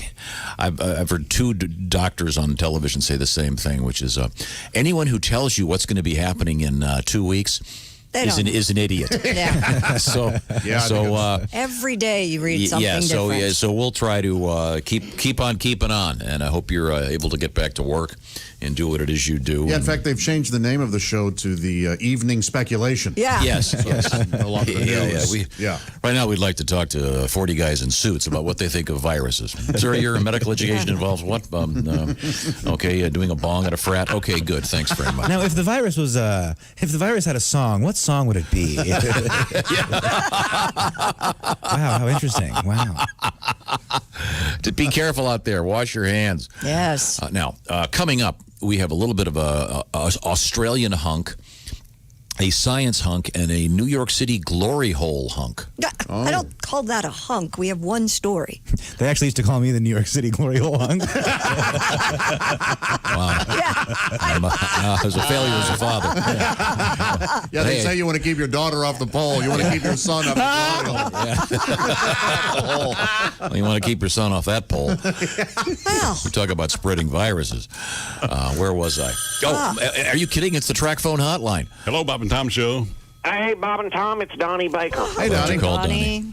Can you guys hear me okay? Yeah. Sadly. I'm calling from a friend's phone. Sounds good. I ain't sure how good it works. 'Cause sometimes these little phones get too close to my face, start sending out Morse code. Okay, be careful. Yeah. Hey, listen, you guys know anything about cell phones? Not really. I mean, I got I one. need to get a new one. Uh-oh. In the past, I always got my 250 in-time minutes on prepaid card, but I'm getting tired of having to re-up every 5 days. Wow. Plus, yesterday I dropped my flip phone I had forever in the toilet at Sizzler's. And unlike mistake, it's well done. I swear to God. So I had that phone forever, so I fished it right out, but of course now it ain't working. It smells like broccoli and cheddar soup. I swear to God, Christy. No, Donnie. Even with a hint of imitation bacon bits. My cousin Lonnie said put it in some rice-a-roni, but that didn't work. And now I got no side dish to go with my fish sticks later. Yeah, that sucks. And I asked my Uncle Sonny what kind of phone I should get, and he said get a smartphone, maybe one of them 5G phones. Right. But there ain't no way I'm paying $5,000 for a stupid smartphone. No. He knows I'm on a fix it. That's not what they mean, Donnie. That's 3 years worth of small engine repair classes and market price for my boat. Not to mention, I heard 5G is really what killed Jeffrey Epstein. I swear to God. That's the wrong conspiracy theory. Well, do your own research. Oh, and then I had a friend tell me I should get an Android. You heard of Android? Sure. Well, I barely know how to operate a cell phone good. There ain't no way I'll be able to keep a robot under warranty. I swear to God. Very simple. The closest I've ever come to owning an Android is that Roomba vacuum cleaner I won at Booney's during trivia night. Oh, yeah, those are crazy, aren't they? Well, hell, the category was Molly Hatchets. Of course I won. But that Roomba freaks me out. It's like having a random drifter that sleeps over at your house, you know, and sleepwalks the whole time. Whole night I had one eye open, sounded like the house was being burgled by some dick on a rascal. I swear to God. So I called the guy at the phone store, and I'm still kind of lost on what to get. He said, what I plan on doing with the phone? Now, what kind of stupid question is that? Gee, I don't know. I thought maybe I'd use it on a short leg of the kitchen table so it don't wobble so much. I swear to God. And I told him what you guys would do. I said I plan on calling people, maybe watch a little YouTube on it, check my Facebook every couple of minutes, stuff like that. Yeah. And then he goes, so how much memory do I want? And I told him it don't really matter because I can't remember where I put my phone half the time anyway. You know?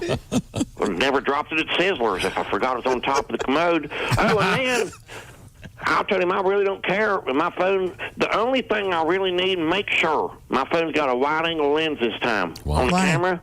Well, Christy, because that way when I'm sending out pics to the ladies, it'll capture the whole hog. Oh, yeah. Swear to God. Yeah, Certainly. right. Most of these chicks now won't accept just a mugshot. And you laugh, but mine's so big, I got to do it in segments. I swear to God, I ain't bragging, but mine's got more frames than Zapruder's. Okay. Hung like Zapruder. It also goes back and to the left. Back And to the left. Back. to the left. Swear to God. I gotta go. All right. Thanks, Danny. What does that even mean? Back to the left. Kennedy. JFK reference, but it's, yeah. Yeah, It's how his wiener is doing that. Okay, isn't I it? was going to say that. Yeah. Not every day you get a Zapruder reference. No. I love it. Referencing cell phones. Thank you very much. When we last left you, Christy, Yes. you were in Australia. Yes. What was the name of the place? Tittyville? What was it No, again? it wasn't Tittyville. Titty- It was Rangi? Tittyrangi. Oh, Tittyrangi. Okay, sorry. And then Or Tittyrangi. And was that Rangi. the Python place? I've lost No, the story. Python place was in the Florida Everglades. This was the feral chicken story. Oh, the feral chickens. Okay, It's that's connecting everything. This is like the third act right now. Everything's coming together. Well, we got a bunch of Australia stuff We do? coming up. But before we get back to that, yesterday for some reason we got talking about beef jerky. Yeah. Yeah. And remember this? And then you asked me if I'd had a lot of beef jerky, and I really haven't. And then I said I never could understand the commercials where the guy had the meat dryer. Yeah, Some yeah. guy The dehydrator? buys a perfectly good steak, cuts it up, and turns it into beef jerky. Remember that? Those were on Right. TV forever. Yeah. That was a Ron Popeil product, wasn't it? Right. Yeah. God, what a The pointless. pocket fisherman dude. And then it came up. Willie goes, "Oh yeah, there was a The jerky dude van. that had a van, the jerky van." in Yeah, Yes. Colorado. Yes. Best drink I've ever had. Hey guys, I live in Colorado. I can confirm Willie's account of the jerky guy. Oh. We used to stop and get bison jerky from this guy on our way to Estes Park. Wow. So Pretty cool. this guy would just park near Boulder, and you'd just pull up and grab your beef jerky. Yes, I believe this is, I think it's called Highway 6, and it's this really cool, if you're going from Boulder to the mountains, you can take I-70, or you can take this like tiny, like, it's a one-way in each direction road, and it's very windy, and you go under tunnels. It's my favorite road to drive on. And then you would just kind of be on the side of the road, and you would park, and you would get some jerky. He was very nice. It was all kinds, professionally packaged. Yeah, weird like animals and various spices and peppers. Yeah. It was great. There's also a great jerky shop by my camp. It's not in a van, so it's not as cool, but so just a guy in a car. Does the guy also sell pot? I mean, I don't. Well, no, you can get pot at other places. You get pot at the store in Colorado. I would think the write-up on the markup rather on the pot would be a little stiffer. But anyway, confirmed the jerky van. Cool. Okay, and I'm still looking for the recipe. This Chef John sent us a fun letter saying that he spent 20 years making breakfast, and they used to do on certain days they would do Jerry Garcia pancakes. He spent 20 years making one. That must be a good breakfast. Yeah. I'll bet. I wish we could get him over here. Pretty fun. Adding food coloring to make them look tie-dyed. I'm still trying to figure out how you do that. So you think you make 3 different batters and dye? That's one way. One yeah. way. Swirl it. The I other think way might be to Oskay swirl it live. explained it to you. Right. So Because you want to do this, right? Yeah. I want to try this. So you make 3 batters, dye them, and then you swirl them into the pan as you're cooking it. Is that what the deal here? Or do you make a regular pancake and swirl the dye on the pancake? Yeah, as I it's would cooking? swirl the dye as it's cooking. It would be a lot easier. Well, you know how I like to complicate. That's true. You know where you cook Jerry Garcia pancakes, right? Oh, wait a minute. Hang on. Let me get ready for this. This is a very cute joke. Okay, well, no, I don't know. Hey, Josh, where do you cook Jerry Garcia pancakes? In Uncle John's pan. Nice. Yeah, isn't that cute? Do you want to explain that to people? Song Uncle John's Band. On the first days are the hardest days. Sure, yeah. That's a great song. It's a good song. It's my favorite Grateful Dead song. Very, very good. I did not expect to get a joke of that quality from you today. In my dad's head right now, he's just going, well, I didn't know Josh did LSD. So back to the chickens. The feral chickens that are haunting New Zealand. Titiwangka, whatever the name of the town is. Titirangi. Oh, sorry, I got the wrong name. We got to get some Titirangi T-shirts, don't you think? They have a Facebook page because when we had the story yesterday, I honestly went to try to find a pronouncer so that I would pronounce it correctly. Titirangi is technically right, I believe. I think you're right. It's certainly not Tai. No. Titirangi? But they have a nice Facebook page. Yeah. And this feral chicken story was like the lead story. Is there a high school there? I'm sure there is. Oh, God. What would they be? The fighting what? Titirangi Kiwis, maybe. No, it's in Australia, not New Zealand, isn't it? It's in New Zealand. Oh, it's in New Zealand? It's in New Zealand. Oh, sorry. I'm getting all mixed Where up. are you? Well, He's never here, because coming up, we have a New Zealand. We have a big Australian hunk. Yes. Big Australian. Chris Hemsworth? He's a hunk. Crocodile Dundee. Right now, here's a tribute to the feral chickens, the Stephen King style haunting the town of Titirangi, New Zealand. A chicken farmer went out one dark and windy day. By the coop he rested as he went along his way. When all at once a rotten egg hit him in the eye. It was the sight he dreaded. Ghost chickens in the sky.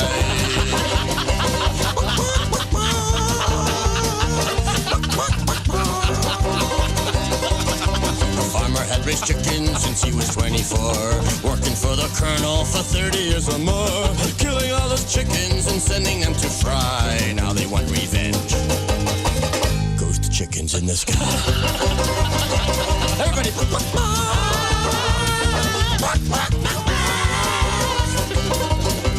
Beaks were black and shiny, their eyes were burning red. They had no meat or feathers, these chickens were dead. They picked the farmer up and he died by the claw. They cooked them extra crispy and ate them with coleslaw.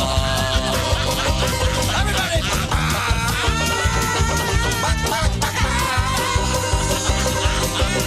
Ghost chickens in the sky. Sean Morey. And a true classic. He kind of makes his banjo sound like chickens there at the end. That's the first time I've ever realized that. Yeah. Oh, really? Yeah. Yeah, it might have been a overdub. Oh. A lot of overdubs. Oh, here I am giving Maury all the credit.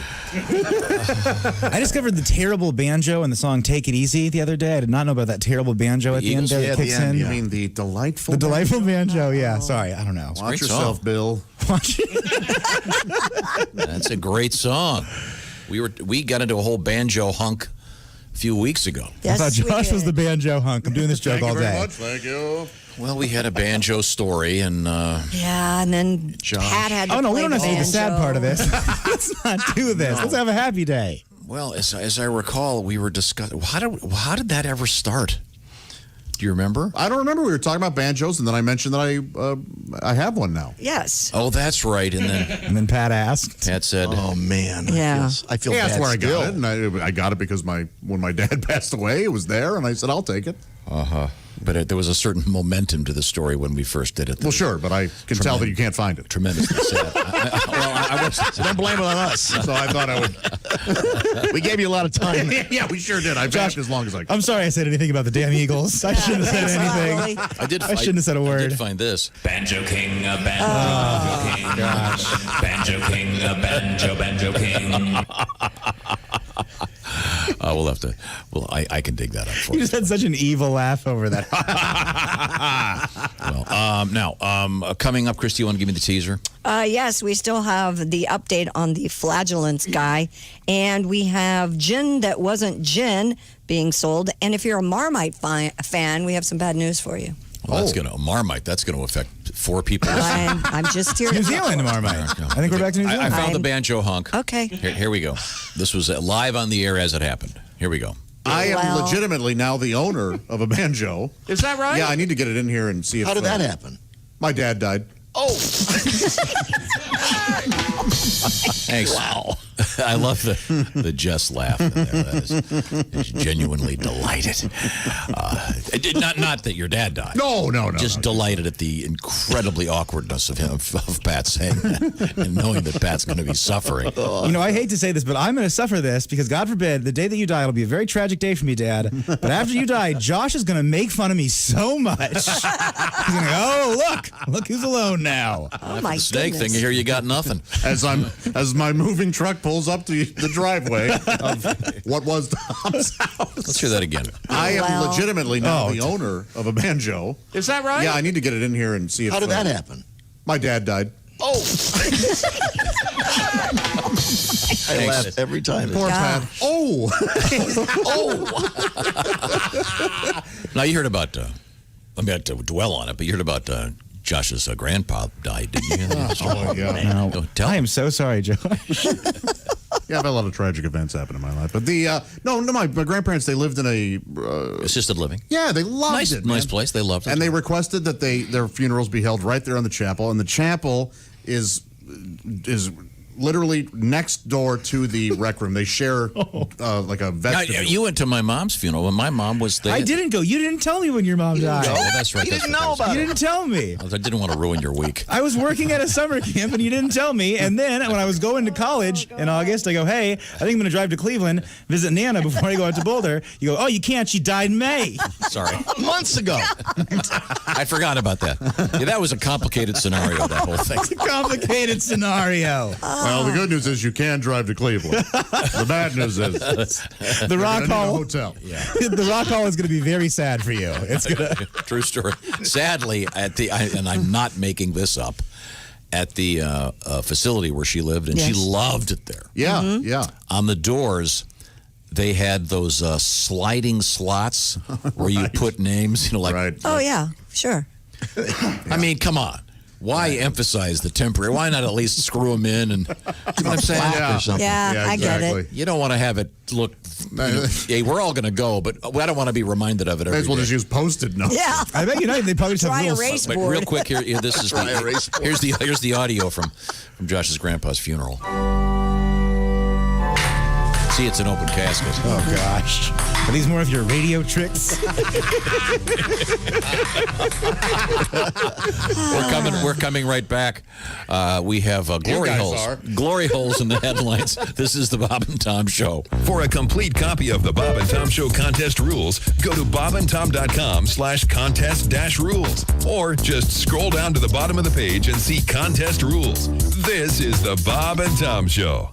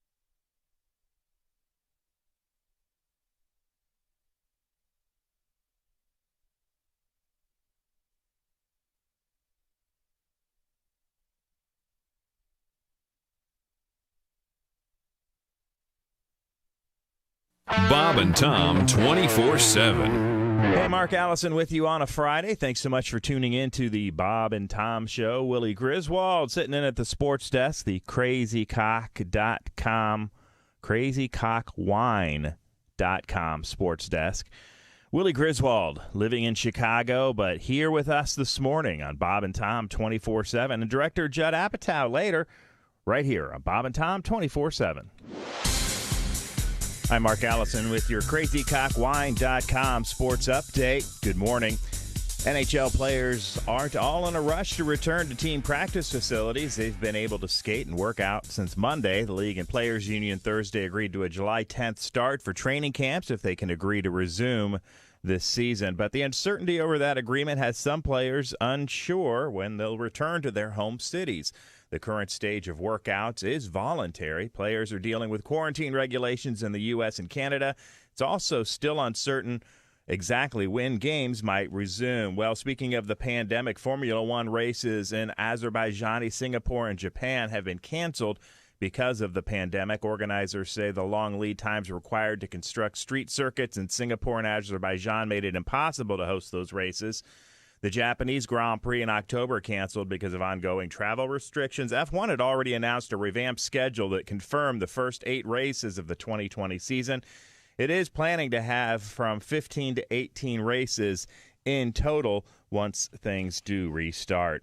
The PGA Tour has made a quiet return into action after being disrupted for months. There was a moment of silence at the Charles Schwab Challenge at Colonial in Fort Worth Thursday in honor of George Floyd. Commissioner Jay Monahan stood on the first tee and spoke about hopes of ending racial injustice on the course. Where there were no fans, the first-round leaders were Justin Rose and Harold Varner III. That's a quick look at your sports update. More of the Bob and Tom Show coming up. Ladies and gentlemen, Bob and Tom. This is Compassion. Compassion. This is the song from the Dalai Lama. Well,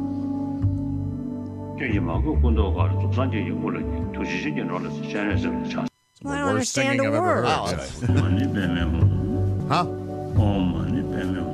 Well, we don't know what he's saying. This could be filthy. This could be hateful. This is like the menu at a Chinese restaurant. You have no idea. He could be saying, I never liked the Irish.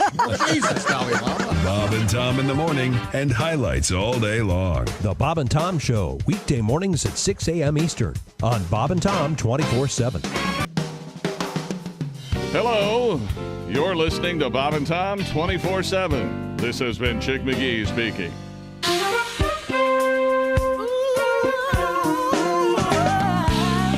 Hello, everyone. I'm Chick McGee, and this is my first song. It's a song about something I'm very familiar with. My life as a ladies' man. Oh, yeah. Yes, yes, yes. I know that. Tell me something I don't know. Of that nasty stuff. Nasty stuff. Nasty stuff. Nasty stuff.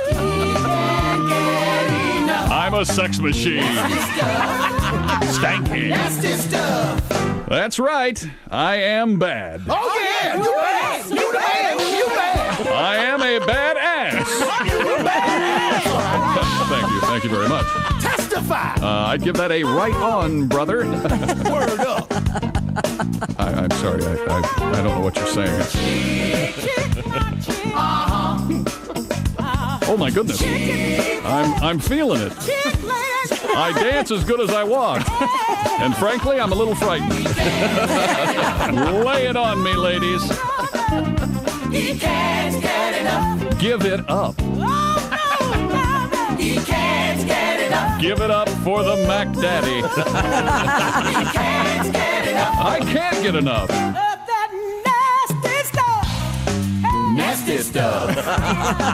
Nasty stuff. Oh my goodness. Nasty stuff. This has never happened before. I apologize. Nasty stuff. Does anyone have a towel or a moist towelette? Well, thanks for the bump and grind. I've got to bust a move. Peace out. Nasty stuff.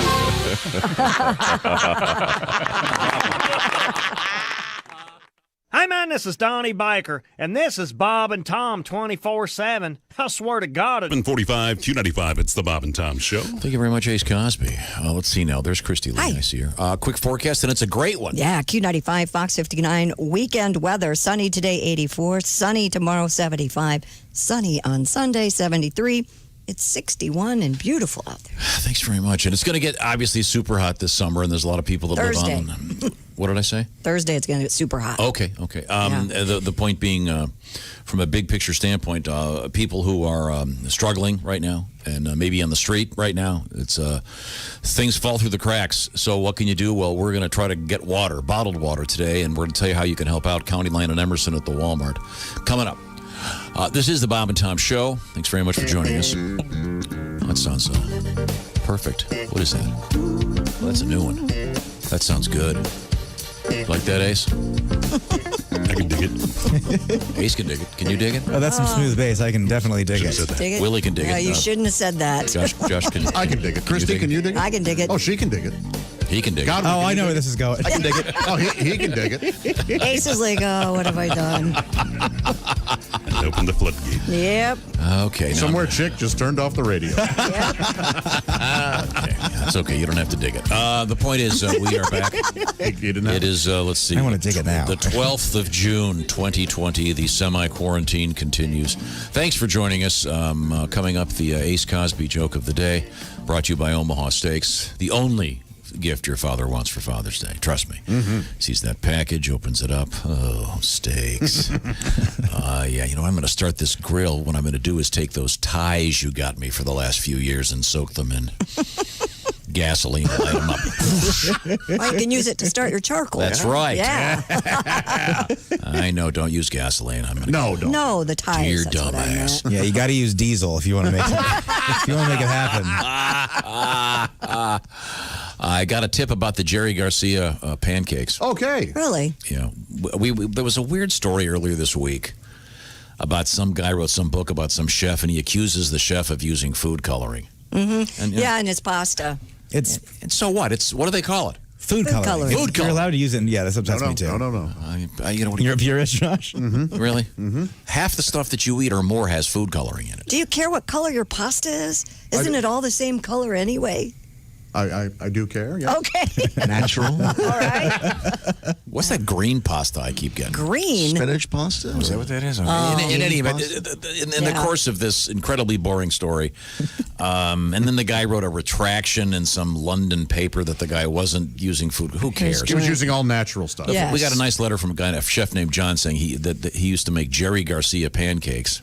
And I'm trying to get a hold of John to see if I can get the recipe. But apparently, you make 3 different batters and use like a ketchup squirter thing, and you can make the swirly tie-dye looking thing. Oh, there's that. Sure. But I have an idea, but I'm not exactly sure how to implement this. Are there any gray foods? Gray. Gray foods. Anyone, class? Shrimp before you cook them? Oh. Yeah, that's kind of okay. So then, if I want to put a touch of gray in my Jerry Garcia pancakes, I've got to put raw shrimp on them. Terrible idea, Willie.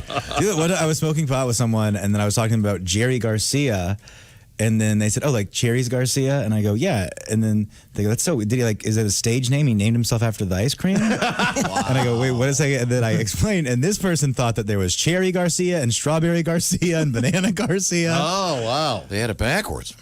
Okay, well, I do not miss stoner conversation. I can send you the recipe for tie-dye pancakes. All I did was Google it, and it came right up. So. Well, that would certainly make this conversation a lot less interesting on the radio. But thanks, Christy. But they're saying don't listen to our show. Just Google all these topics. No, I'm just saying. I was trying to help you. You just use the color. And what's then a gray food? I guess you could whip They probably have gray food coloring. That joke would have been fine with gray food coloring. No, it's got to be something. It's got to be like a dollop of gray, a touch of gray. You're ruining the whole concept. So a drop or two of gray food coloring. No. Do you think they have gray food coloring? You could probably make gray food coloring. There's some very boring chef. No, you want to have the tie-dyed pancake. Then like a dollop of gray butter on it. Okay, just so you can go, say. Look, I put on a touch of gray, which of course is the only actual hit that the Grateful Dead ever had, and one of the great videos of all time. But I'm sorry, let's move on.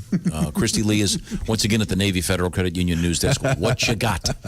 An Australian appeals court dismissed a bullying case brought by an engineer. A nerd. Who accused his former supervisor of reportedly breaking wind toward him. You'll recall we did this story in 2017. A lawsuit was brought against construction engineering 56-year-old David Hingst. accused his supervisor, Greg Short, of deliberately emitting flatulence around him several times a day. Josh. According to news.com.au, Hengst, who referred to Short as Mr. Stinky, said he would come into the room, which was small and had no windows, would fart behind him and walk away. Hilarious. So this actually went to court. 56-year-old. And it went to the highest court in Australia. The highest court in Australia is actually called the Kangaroo Court. Not a lot of people know that. There we go. The 56-year-old sought $1.28 million in damages, claiming the frequent flatulence was part of a greater bullying conspiracy that caused him severe stress. The Victoria State Court of Appeal upheld a Supreme Court judge's ruling that even if engineer David Hengst's allegations were true, flatulence did not necessarily constitute bullying. All right, there's been a legal precedent set. Yep. No, in the States, the guy would have won. You probably the way things are going. Wasn't Australia just on fire? Yeah, the beginning of the year. Yeah. Maybe that's how it Shouldn't they not be worried about farting so much? I don't know. It's got to be when you're a Supreme Court justice, you go home. Huh? What'd you do at work today? We had some guy farting in the office. No, seriously. Was there something interesting in the law? Wow. So now, Pat, I understand that you take a whiff of Vegemite and go, no, At the summer camp I used to work at, they would keep a thing of Vegemite around for the Australian staff. Because there would be several people that worked there, and they'd put it every morning on the toast. Yeah. And you had a guy from New Zealand, right? Yeah, New Zealand, Australia, a lot of international I staff. remember that you and I were at, Dave Matthews? Yes, and then this guy, your buddy turns around, and the great race car driver, Scott Dixon, was right behind us. And who know this? It's a very specific amount of knowledge for this guy from New Zealand to know another guy from New Zealand that also would be in Indiana at the same time, and he lost his mind. Oh, I bet. And I know Scott a little bit, so I turned around and said, hey, would you mind doing a... And he, of course, Scott, incredibly cool guy. He's very nice. Just won a big race last week. He was super nice to the guy. We got a picture of him, because they were both from the same small town. Really cool. Yeah, my friend Cole. He's a really cool guy. Yeah. What are the odds of that? Yeah. The two guys from a small town in New Zealand meeting up at a Dave Matthews band. Meanwhile, Dave's going, hey, you guys going to listen to me or what? You guys going to cut the crap out in there? No, that was that droning sax player. Thank God he's gone. Oh, okay. It's a comedy show, baby. Yeah. It's a comedy show. When are we going to start? Josh, I put it to you. When we come back, we're going to hear about Marmite and glory holes in the news. This is the Bob and Tom Show. Stay tuned. Who knows who will be next on the Bob and Tom Track Phone Hotline? This is the Bob and Tom Show. This is one of my favorite tunes, by the way. Tom's going to do one of his big hits. Oh, yeah. It is, actually. It's a huge hit. One of the better ones. Yeah, all set over there, Tom? I beg your pardon? Who are you speaking to? Oh. It's that strange European accent that you can't quite place. I'm sorry, your name, sir? Bonjour. Bonjour. Good morning, Mr. Bonjour. Oh, that's very funny. Oh, yeah, we said. You must be the chick, the funny one. Thank you so much. I'm sorry, we didn't catch your name. I haven't thought of one yet. I see. It's Peter Merritt, isn't it? Or I think it is Peter Merritt. Peter Merritt. Something Yes. like that? Yes. That would be very fun. He's the crappy artist, isn't he? Dick Merritt? Yeah. Ricardo Merritt. Yes. Ricardo Merritt. Excuse me, darling. I hate to interrupt you, but there's something I must tell you. I will sing for you now. In a minute.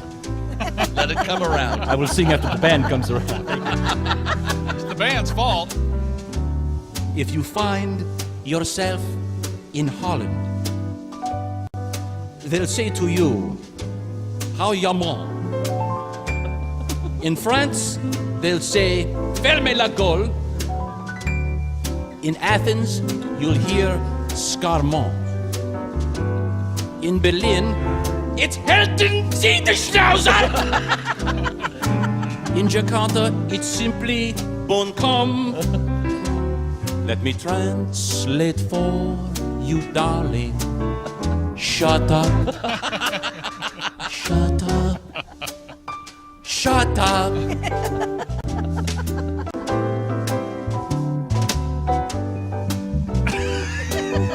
Coming around again. Has there ever been a topic on which you don't expound. Has there ever been a moment when your mouth wasn't making a sound?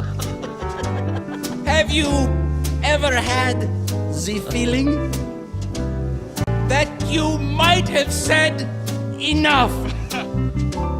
I am begging you, my darling, shut up, shut up, shut up.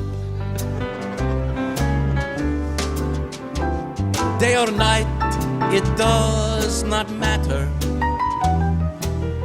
You still want to shoot the breeze. When I hear your constant chatter, I'm thinking, someone shoot me, please! Maestro!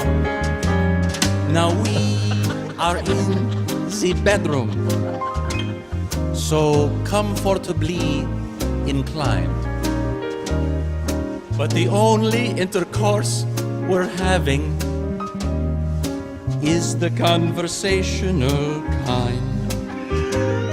There's just one way to stop you from blabbering so much. Say hello to Mr. Johnson and shut up. Shut up.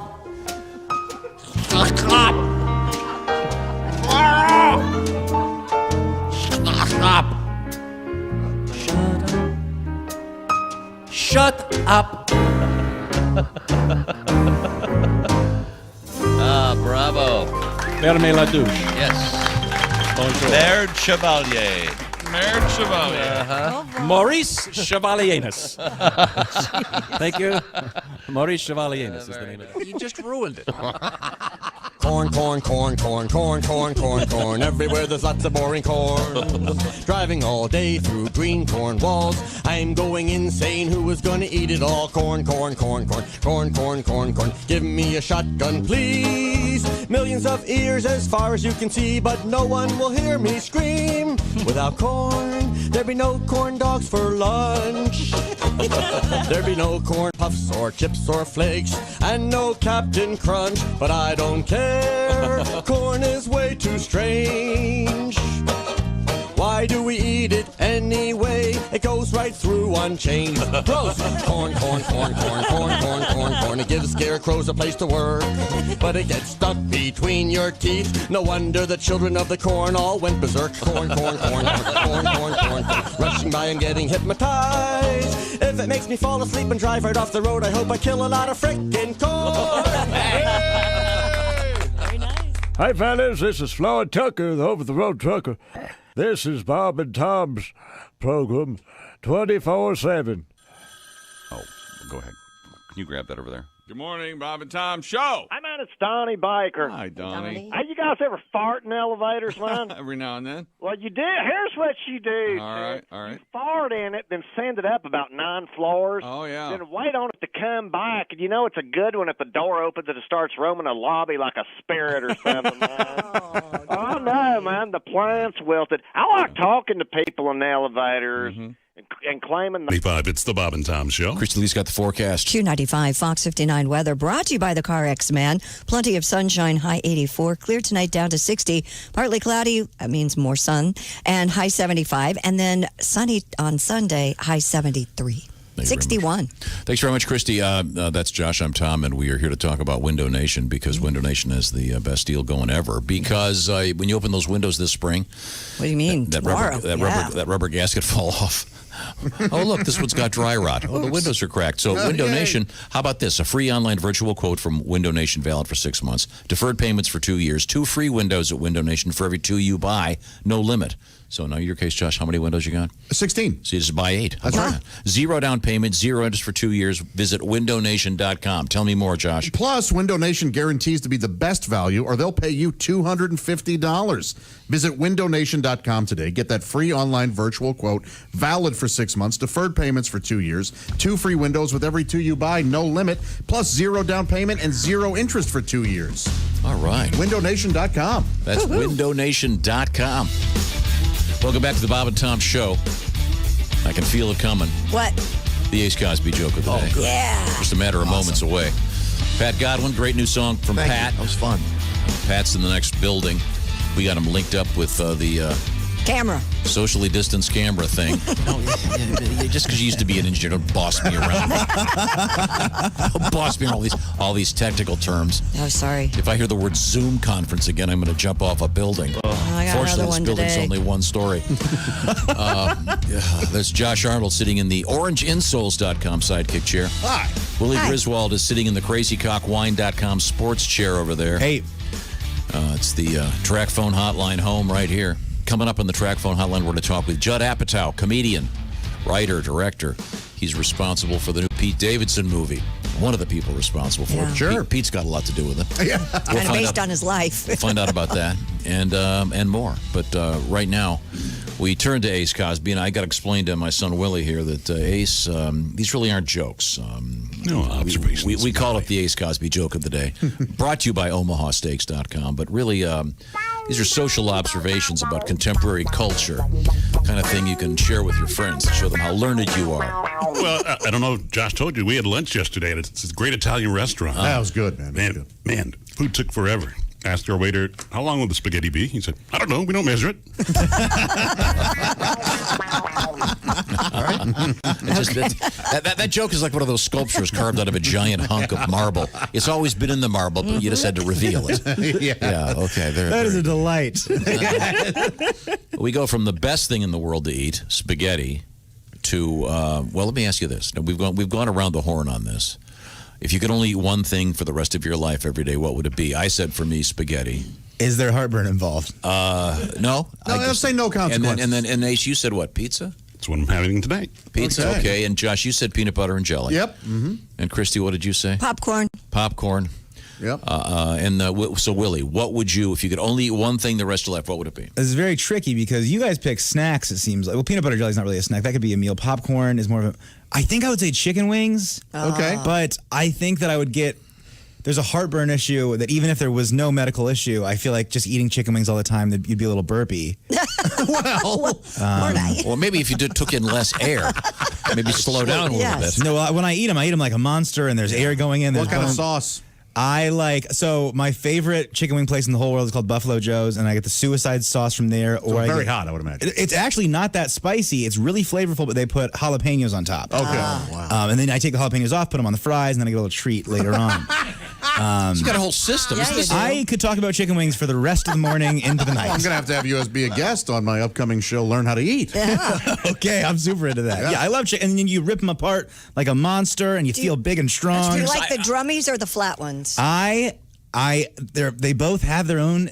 I used to be a flats guy, and lately I'm getting into drums because the drum you can put in your mouth and you can turn it. I used to be a drumming like girl. a lathe. Now I'm a flat It's girl. interesting. It's interesting how we've all shifted. I used to be a soft taco guy, just switched to hard tacos again. Did Okay. you? I'm going back, reliving my youth. Yeah.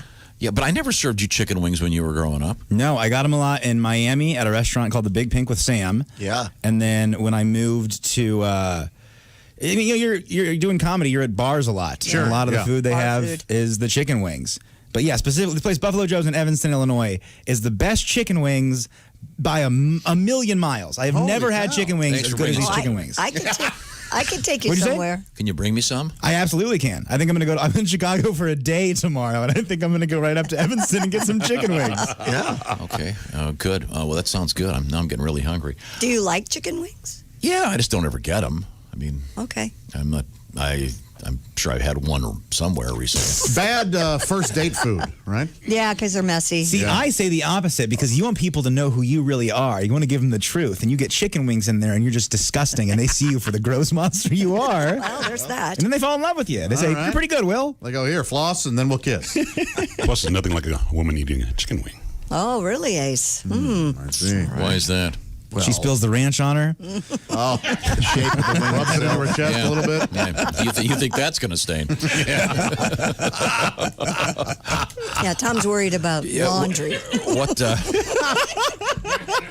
I did laundry. Did I wake you up this morning? I did laundry before I left. No, you did? I always do. Every day. Yeah, especially in the summer, because the girls go down to that pool down the street and they've got wet towels. I don't want wet towels lying around. They soak up viruses and bacteria. That's probably how this COVID thing started. Some jackass with a wet towel and what's it called? Wuhan. Whatever. I can't expect to learn all these names. Well, it's almost illegal to say it. Well, that was a great joke. Okay, so speaking of food. Yes. I saw this story and I thought this was in Sky News and I thought, I don't even know what this stuff is. I don't either. And if they're apparently fans of Marmite because there's a story about it. But if you are, you may have to go without it for a while. The manufacturer of the sticky paste announced it can no longer produce Marmite jars because of yeast. It's made from a yeast extract, a byproduct of beer brewing. The key ingredient is now in short supply after brewers have slowed production following the coronavirus shutdown of pubs and restaurants. Gotcha. Yeah. Does it taste like beer? I don't know. It's very, very salty. I think you guys would enjoy it. It's kind of a... Oh, you've had this. Absolutely, yeah. Okay, here he goes. It says Marmite is a sticky, dark brown food paste with a powerful flavor, Willie is right, that is extremely salty. Oh, you would love it, Tom. It's prominent in British pop culture. Oh. How it's often used, this is interesting, as a metaphor for something that is an acquired taste, and it tends to polarize opinions. Oh, so it's like life in everywhere right now. So either you love it or hate it, huh? Yeah, there's probably some whole anti-Twitter, on Twitter is probably some whole anti-Marmite sector. Sure. That if you... And very pro-Marmite, yeah. If you eat Marmite, occupy this building. I don't know what the hell's going on. I can't keep track. But I just thought it was interesting that this made the international newswire, and I've never even heard of the stuff. It's people that have it. They love it in New Zealand or Australia. And I think that maybe it's Australian is Vegemite and New Zealand is Marmite, maybe. Oh, maybe. Maybe one's British. But the people that love it, they freak out. They love it. It's a vegan source of vitamin B, according to this. Oh, okay. So or you can just get vitamin B in the bottle. You can eat this stuff that tastes like dog poop, but apparently though there's a shortage. So if you're a Marmite fan, you probably know. But it's best to get your vitamins and minerals through your food. Speaking of this, I got a great I got a photograph. Thanks, Chrissy. That's very helpful. I got a hello from Tom in Serbia. Listening to the show. Wow. Hi, Tom. And he goes, I thought the other Tom, meaning me, would enjoy this. I took this photo at what's called the Metro store in Belgrade, Serbia. I got some very odd looks while taking this photograph. People were laughing at me wondering what I was doing. And it's a photograph of a section of the grocery store, and there must be 50,000 plastic straws here. Wow. So, did he send you some? Don't you have 50,000 Or just under the picture desk? of one? They look an awful lot like this. Okay, yeah. Oh, boy. Look at all those straws. Yeah, well, I'm going to make sure none of them get to the ocean and kill any turtles, okay? It's something you cannot make sure of. Not if I have anything to do with it. I'll throw those straws away wherever I want to. I'm telling you, someone needs to invent a thing like a pencil sharpener. You put the straws in and it grinds them up and remelts that's them or the something. problem, that the small straw bits get into the ocean. It's not, look, I know we all know the image of the turtle with the big straw in its nose.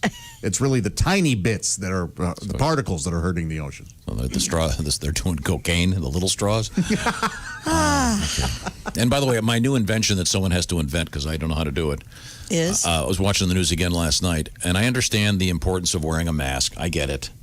But the newscasters, not the anchors typically, but the ones that are out in the field, and I get it. It's dangerous out there in some spots, but sometimes when you're on this woman reporting from the beach, and there's no one within 100 yards of her. She doesn't need to be wearing a mask. She doesn't need to be wearing a mask, and she's talking with it on, but they need to get some kind of a lavalier mic they can stick up underneath it, because it was literally just take the mask off. Yeah, it's okay. But I don't know. I'm just... There's a sound guy out there right now that is so excited that you just said. Somebody has to have already thought of that. Absolutely. They have to invent it. But I don't know if they need air. I don't know what it would take acoustically, but they need to do something. So when they're wearing the mask in the middle of, if they're in a place where they have to have a mask on, they should be able to mic it properly at least. Sure. So get that done, please. Now, we have coming up, Judd Apatow will be our guest if the stars align properly. That's the plan anyway. Christy, what have you got coming up? We still have to get to gin bottles being recalled because they really aren't gin. And we have our glory holes for safe sex in New York City. Who'd ever thought that the mayor would be talking about that? Oh, boy. Hey, Mayor de Blasio, can I use a glory hole? Absolutely. And we have a cow stuck between two trees. A cow stuck between two trees. Oh, anybody got the Deliverance theme? Sure do got a pretty mouth. Oh, boy. She wants it. Or he, depending on what. It could be a bull. I want to tell you about the great shave I had this morning. Yes? I think you're in the We can shop. see it. Oh, it's nice. It's handsome. Yeah. Thanks to my friends at Harry's. I've been using Harry's razors forever. And Harry's, a couple guys came up with a great idea. Why are we paying twice as much as we should be paying for refills for our razors? They developed the Harry's razor, and it's a great razor. It's got great steel. 10 million guys are now committed to Harry's. They love it. And Harry's wants you to try it, especially now, because maybe you don't want to go into the drugstore and get behind a plaguey McSick and buy a razor. So, Excuse me, it's Dr. McSick. we can, Harry's is going to mail it to you. So how does this work? Well, you just go to harrys.com. The code is Bob and Tom. What do you get? You get the razor, the weighted handle, the foaming shave gel, the travel cover for how much? $3. Well, then what about the shipping? Josh, what's that fee? Free. It's free. So if you've ever been thinking of trying Harry's, now's the time with this offer. The razor, the weighted handle, the foaming shave gel, the travel cover, $3 plus free shipping if you use the code Bob and Tom at harrys.com. Once again, they'll deliver it to you. If you like it, you can have them deliver it whenever you want to. And maybe you can set it up so that it comes just in time when you need a nice new blade. harrys.com. The code is Bob and Tom. Super convenient and incredible quality. The design of the Harry's razor is what won me over. It's got the perfect handle. It balances just right. It's like having that perfect pen I'm talking about, or that perfect tool, that hammer that you'd like so much. You know that one. Okay, check it out. harrys.com. The code is Bob and Tom. Coming up, glory holes, and recommended by the city of New York. This is the Bob and Tom Show.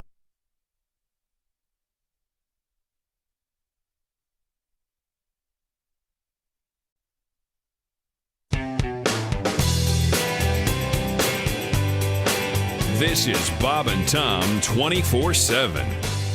Mark Allison with you on a Friday. It is June 12th. Good morning. A lot of you listening to my voice right now through the Bob and Tom app. Super cool. You could be listening anywhere in the world to the show and to my voice right now because you can listen to your local station. Listen to Bob and Tom 24/7. That would be me. Hello.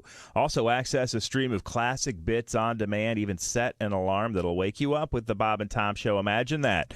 Josh Arnold, the first voice you hear each and every morning. Oh, yeah, Joshy.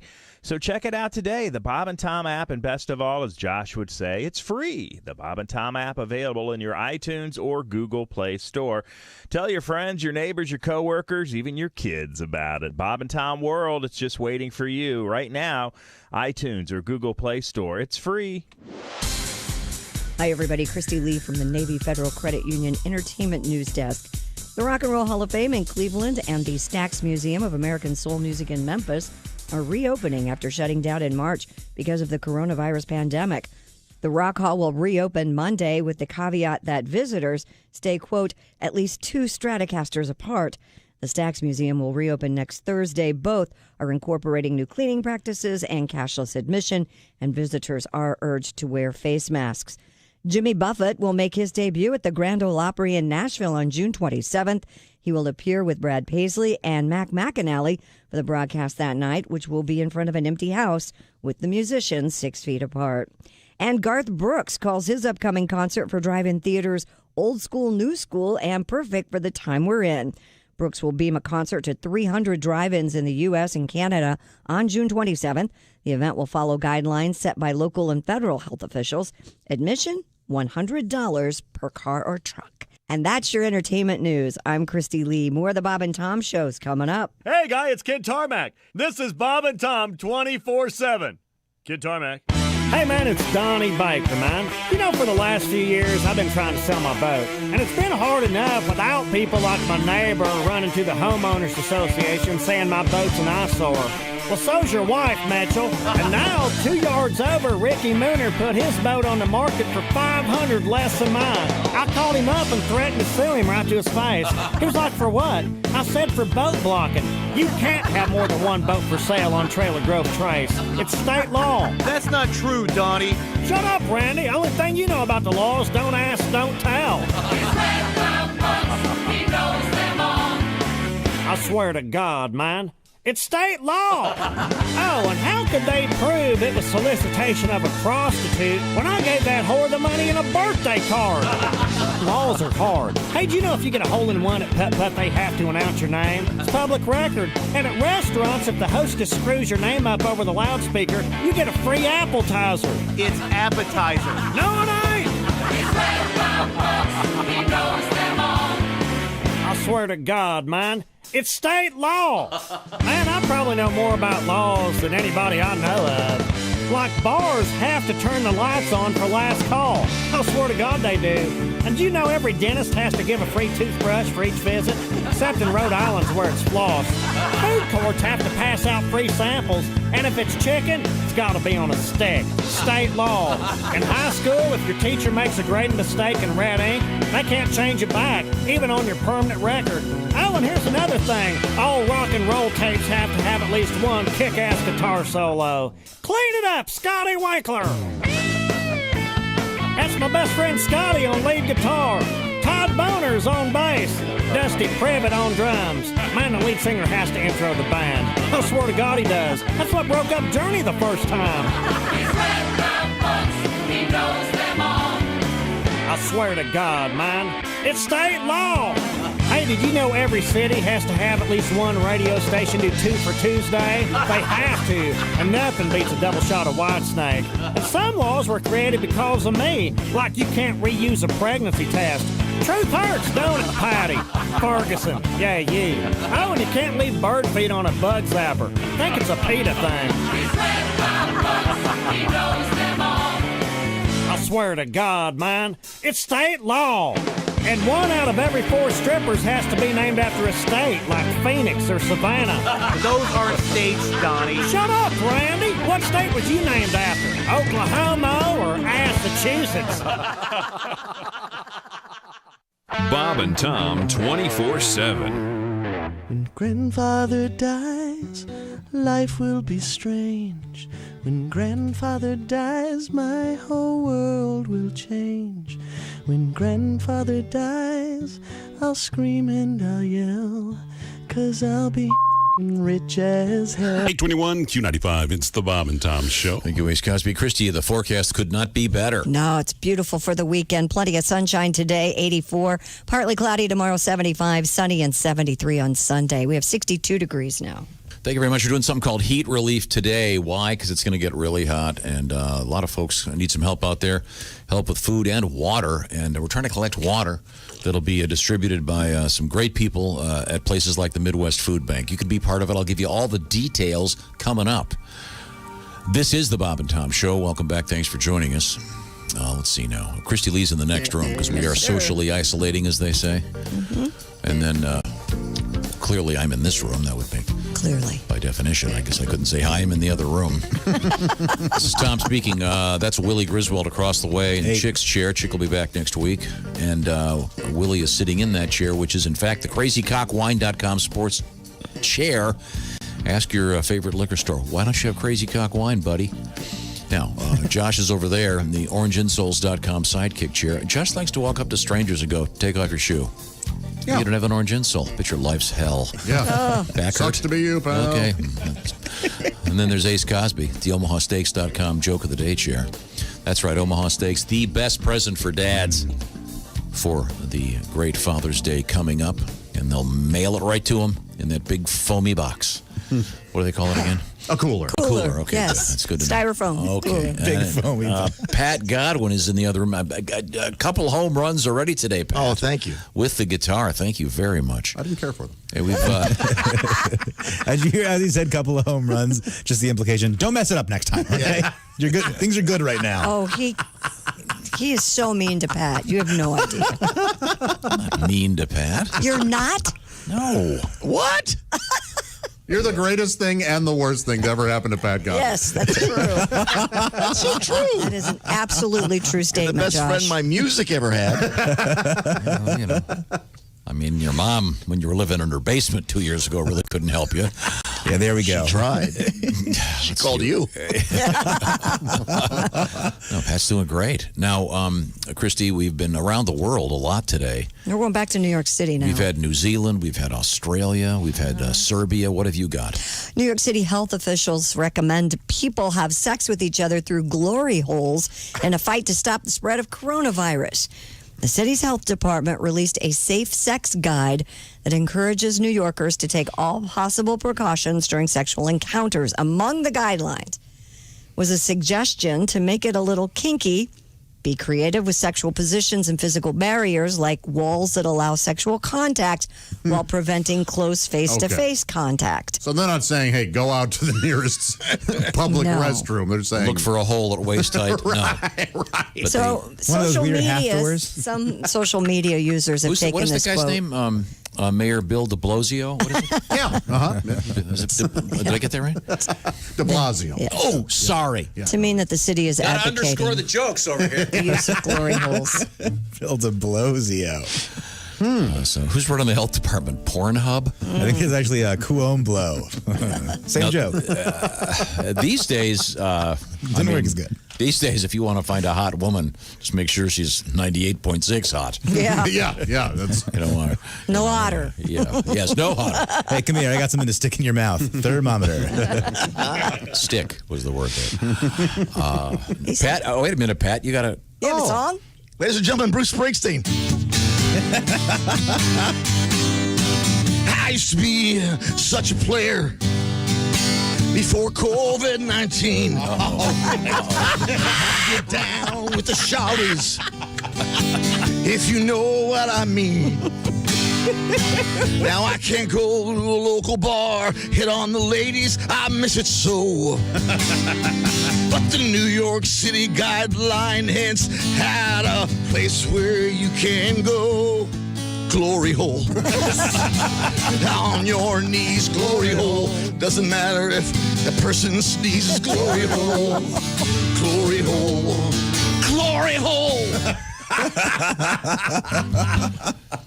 a solid double. No, that was great, so Pat. good. I love that. My favorite thing is Josh figures the song out, goes to the chorus, and then puts it together. So like 10 seconds in, he gets a big pop, and then I get it. And then I laugh. Yeah, and then we're all there for the chorus. It's like listening to an episode of the Mr. Obvious show. Yeah. You're going, wait a second. Wait a minute. I know this guy. I know this guy's an idiot. Glory days. But what's he an idiot about? Oh, my God, it's a garbage disposal. That song has always bothered me. Why? Because of the speedball line. Yeah, Bruce says he used to throw that speedball. Instead of fastball? Instead of fastball. Speedball's what killed John Belushi. Yeah. You're not kidding, yeah. Well, maybe in where he grew up, they called it a speedball. I don't think Bruce played baseball. Play baseball. Yeah, honestly, I've never heard it called a speedball. I don't think. I think it's just it is an error to continue the. But I mean, I love Bruce, but that one thing bugs me. It's like when I see a movie and they have a 555 phone number. I just throw my hands up. Wow.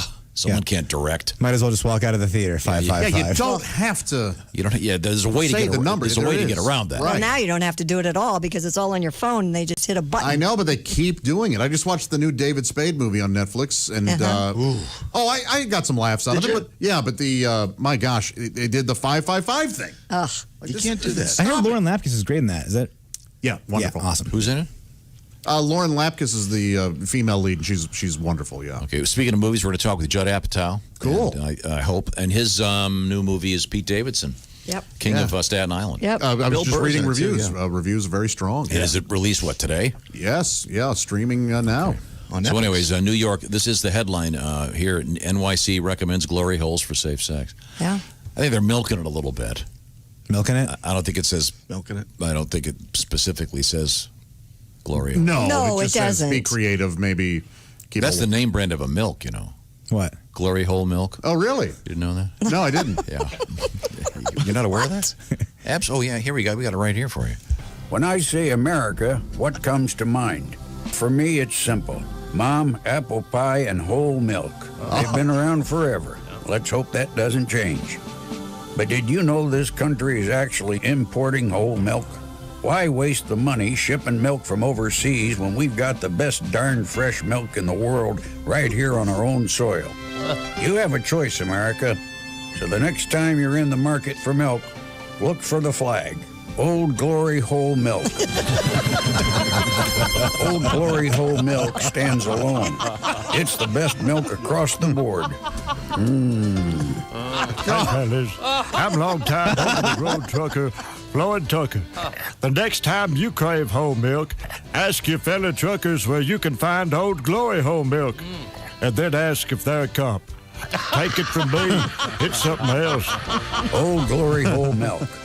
Just say when. I don't remember that. Yes. 2% homogenized. Yes. Well, the figures vary. Oh, certainly. Yeah. Welcome back to the Bob and Tom program. Where today you got to have a sharp eye to catch the jokes. yeah. Hope you're listening close. We're doing a fine job. Now, we had a big story a couple days ago about the Dalai Lama.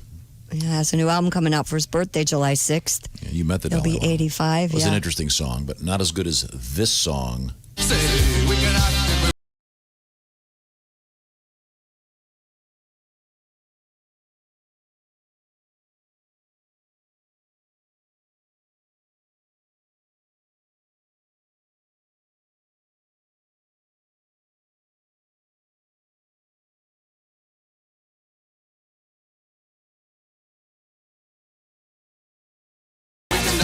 It's of a certain era. I cannot top 10 songs of all time for me. Really? One of my top 10 favorite songs. I'm not going to say best. I'm going to say favorite. Okay. Like you dance to it, like in the car, Love that comes on, Yep. you're into it? Yep. Cool. Love it. Now, are the rest of the other 9 in your top 10, are they all dance songs? No, probably Electric Avenue. Some, a lot of Raining Men. I love Electric Avenue. Great Man, song. man. A lot of probably some heavier stuff. Okay, all right. Well, I can dig it. There we go. Can you dig it, baby? Christy can dig it, and yeah, she's in the I can next dig room, it. in the Navy Federal Credit Union newsroom, digging it, if you will. And Christy, what have you got? An Australian distillery has recalled gin bottles that were actually filled with hand sanitizer. Oops. The Apollo Bay Distillery in Victoria, Australia, sold at least 9 bottles of its SS Casino gin over the weekend before realizing they had been labeled incorrectly. Instead of gin, they were filled with hand sanitizer containing 1.5% glycerol and 0.125% hydrogen peroxide. Glycerol. Love that tune. Bush. Me too. Well, I mean, that's because a number of these distilleries have been, importantly, switched gears, and they're making hand sanitizer. Yeah, you're doing good work. Cool. But obviously, you don't want to have a... You don't want to drink it. Yeah, you don't want a Purell and tonic. No. And wasn't there a rumor that tonic water had whatever it was, guanine in it, so that it could help fight the virus or whatever? Oh, geez. Probably. Probably had that rumor, yeah. A gin and tonic with hand sanitizer and tonic, that's going to cure you. Yeah. Well, the thing that I like about that, if you want to make a gin and tonic, they just take that pump on top and just give it one good squirt. Oh, yeah. Yes. Oh, that would be so... Oh, someone's had to have done that. Like with the coffee flavorings where you can just put booze... Oh, that's very cool. I'm doing that. I was kidding. Do they make that? I don't know. They must. I think put on a bottle of booze, the pump thing. That's a great idea. Or just put it in a squirt gun, walk around, have a fun day. I've seen booze and squirt guns, of course. Sure, yeah. Sure. Yeah, okay. even bars will do that. That's a festival thing. Or in isn't big it, syringes, yeah. Do you shoot it up or put it in a glass? Yeah, you shoot it in your mouth. Yeah. Or up your anus. Yep. That's either way. If it's party time, you go in the back door. If you want to get a little loose. Right. So if you use this gin made of Purell, and just wash it down with some ultraviolet light. You'll be cured. No, we don't. Splash of bleach. Okay. All right. Sorry. Don't drink. Garnished with bleach. Yeah. These are jokes. Please don't do that. We don't want you to die. All right. Christy, do you have the drive-through story? This is kind of cool. I like this one. Yeah, everybody's jumping on the drive-through bandwagon. Garth Brooks, count him in. Really? The reigning CMA Entertainer of the Year announced yesterday plans for a one-night drive-in concert event on June 27th. Brooks and his band will broadcast the performance to an estimated 300 outdoor theaters in North America. Brooks and Company created the show exclusively for the theaters. Tickets to the Rain or Shine event will cost $100 per car. That's a great idea. Yeah. That is a great idea. Now, I haven't. So they're watching a live broadcast? Watch Garth on the screen? And my question is he going to be at a drive-in theater somewhere? I don't think. I assume he'll be in a proper theater where they can mic it properly. In a soundstage or something, I imagine. That's a pretty cool idea. He's a terrific performer. Yes. And somebody once said going to a Garth Brooks show is not like going to a country show. It's like going to a rock and roll show. Yeah. It really is. I was at one of those big radio conventions once, and there was some event. Someone said, he should come to this thing. So I went with this guy, and we got there, and there were about 40 people in this theater. And unannounced, Garth Brooks walks out with a guitar. Whoa! And starts playing James Taylor songs and taking requests. The coolest guy ever. Wow. It was like 4 p.m. on a Wednesday in Orlando, Florida at some radio thing. And then he broke into some Chris Gaines and that cleared the room. Yeah, emptied it out. By the way, that joke today is I'm gonna let you look that one up, Willie. You'll have to research that one to find The Chris Gaines thing? There was a joke there somewhere. I made a meme. I actually made a meme. There's a popular meme now going around saying my plans, and you have a picture of something good, and then you write 2020, and then it's a picture of something bad. So Yeah. I had a picture of Garth Brooks, my plans, and then a picture of Chris Gaines. That's funny. 2020. Yeah, I can tell. Didn't get any traction at all. Nobody. Yeah, the jocularity that has infused this room with. I'm not a meme maker. Josh is behind your computer. Everybody's going to love this. Solid single. There's another show on June 27th you might be interested in, Tom. Jimmy Buffett will make his debut at the Grand Ole Opry in Nashville. He'll appear with Brad Paisley and your buddy Mac McAnally for the broadcast that night, which will be in front of an empty house, of course, but the musicians 6 feet apart, but it will be streamed live. So if you'd like to check that a little out. surprised this is Jimmy's first Me too. time at the Ryman. When is that again? That is June 27th.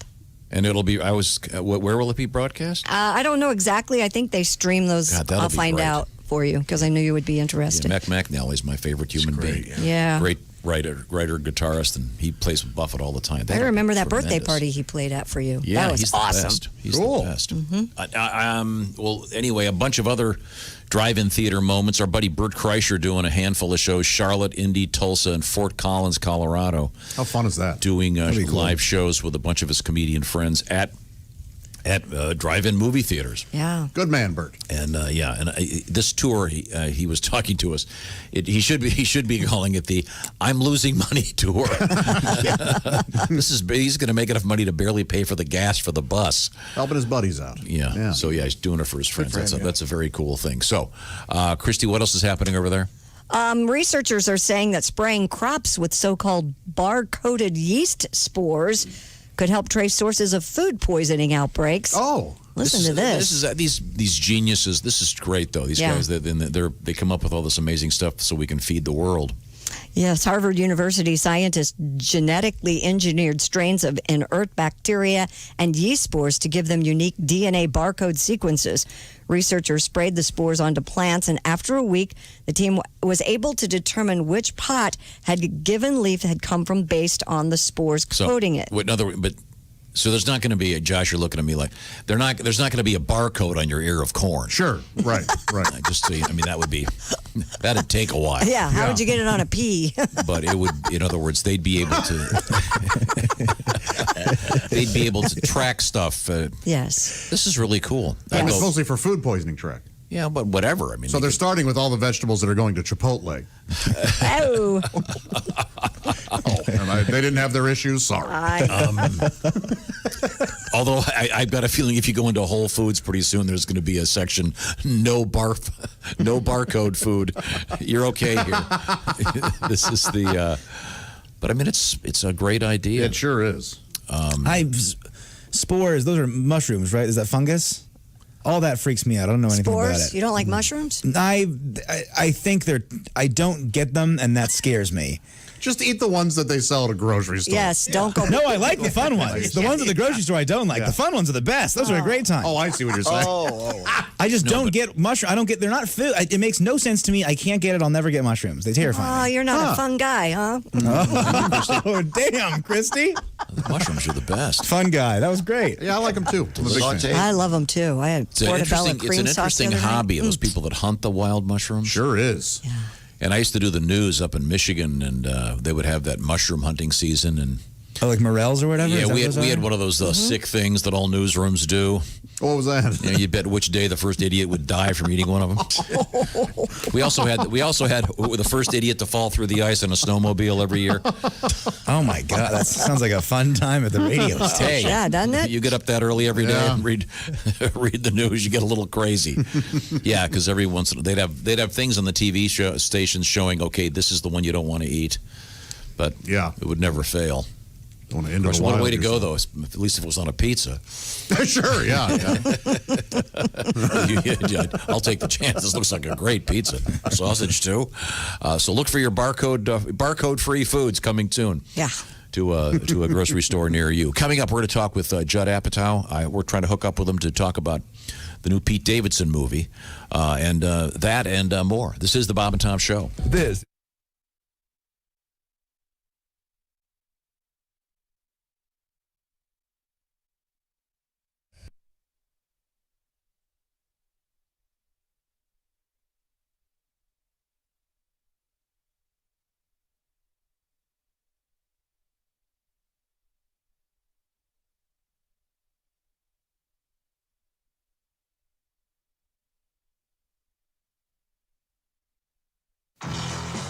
A look at their car is perhaps the best way to introduce the uninitiated to WFBQ Radio's morning team, Bob and Tom.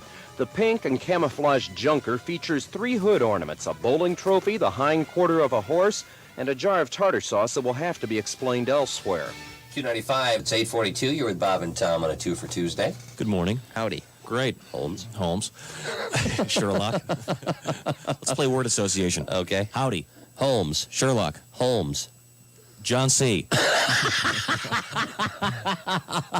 You're with Bob and Tom. Holmes. The human tripod. I see. Okay, I'm sorry, Bob. That's all right. From 6 a.m. and for the next 4 hours, Bob Kavoyan and Tom Griswold fill the airwaves with jokes and pranks that range from silly to hilarious and from bawdy to sick. Why is sex like air? Why is sex like air? I give up, Bob. Because it's no big thing unless you're not getting it. They deliver a National Lampoon sort of humor that leaves the audience laughing while wondering how Q95 can broadcast some of the things they say. Half the joke is in your mind. The joke isn't stated outright. The person has to put something into it to get something out of it. Yeah, they're fun and people like them. People enjoy them. They laugh at them. There's an alternative. You can always change the channel. But people aren't. After 2 years on the air, Bob and Tom have taken Q95's morning show to the top of the volatile morning FM ratings. WFBQ is the third radio station the zany team has worked for. After 6 years together, they've got the routine down pat. Bob runs the audio control board, plays straight man, and provides the program's famous laugh. Amateur phylactics. Amazing concept, I think, and I think it's going to. Tom sits on a mound of notes and papers to provide the program's often quoted jokes and many of its voices. Oh, hello, Mohandas. Hello, Bob. How are you? Oh, I am fine today. Hello, Tom. Hi, Mohandas. You look very good today. Thank you so much, Mohandas. Much of their banter is off the cuff, with an occasionally rehearsed punchline, off mic, during a song. I know the punchline. Only if it makes you late for the ceremony. She's controversial. She's provocative. She's the famous sex therapist, Dr. Ruth Weisboner. Good morning, Dr. Ruth. Good morning, Tom. Good morning, Bob. Good morning. Is it wrong to have sex before you're married? No, as long as you're not late for the wedding. Bob and Tom say they get very few complaints from listeners as they poke fun at every special interest group imaginable, and station management has left them unrestrained on the limits of their humor. After 2 years, the result has been high ratings, a devoted following, and 2 happily transplanted Hoosiers who say they just might stay to grow old and gray on Q95. Could be. It's very possible. In fact, it's already started. Yeah. Bob's getting gray. Yeah. Tom's getting old. Yeah.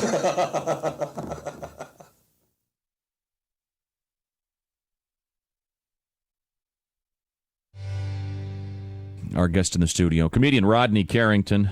And we're going to... Now, here's a song called Little Things That Piss Me Off. When I'm sitting on the toilet in a house that I don't know, looking all around me where the toilet paper go.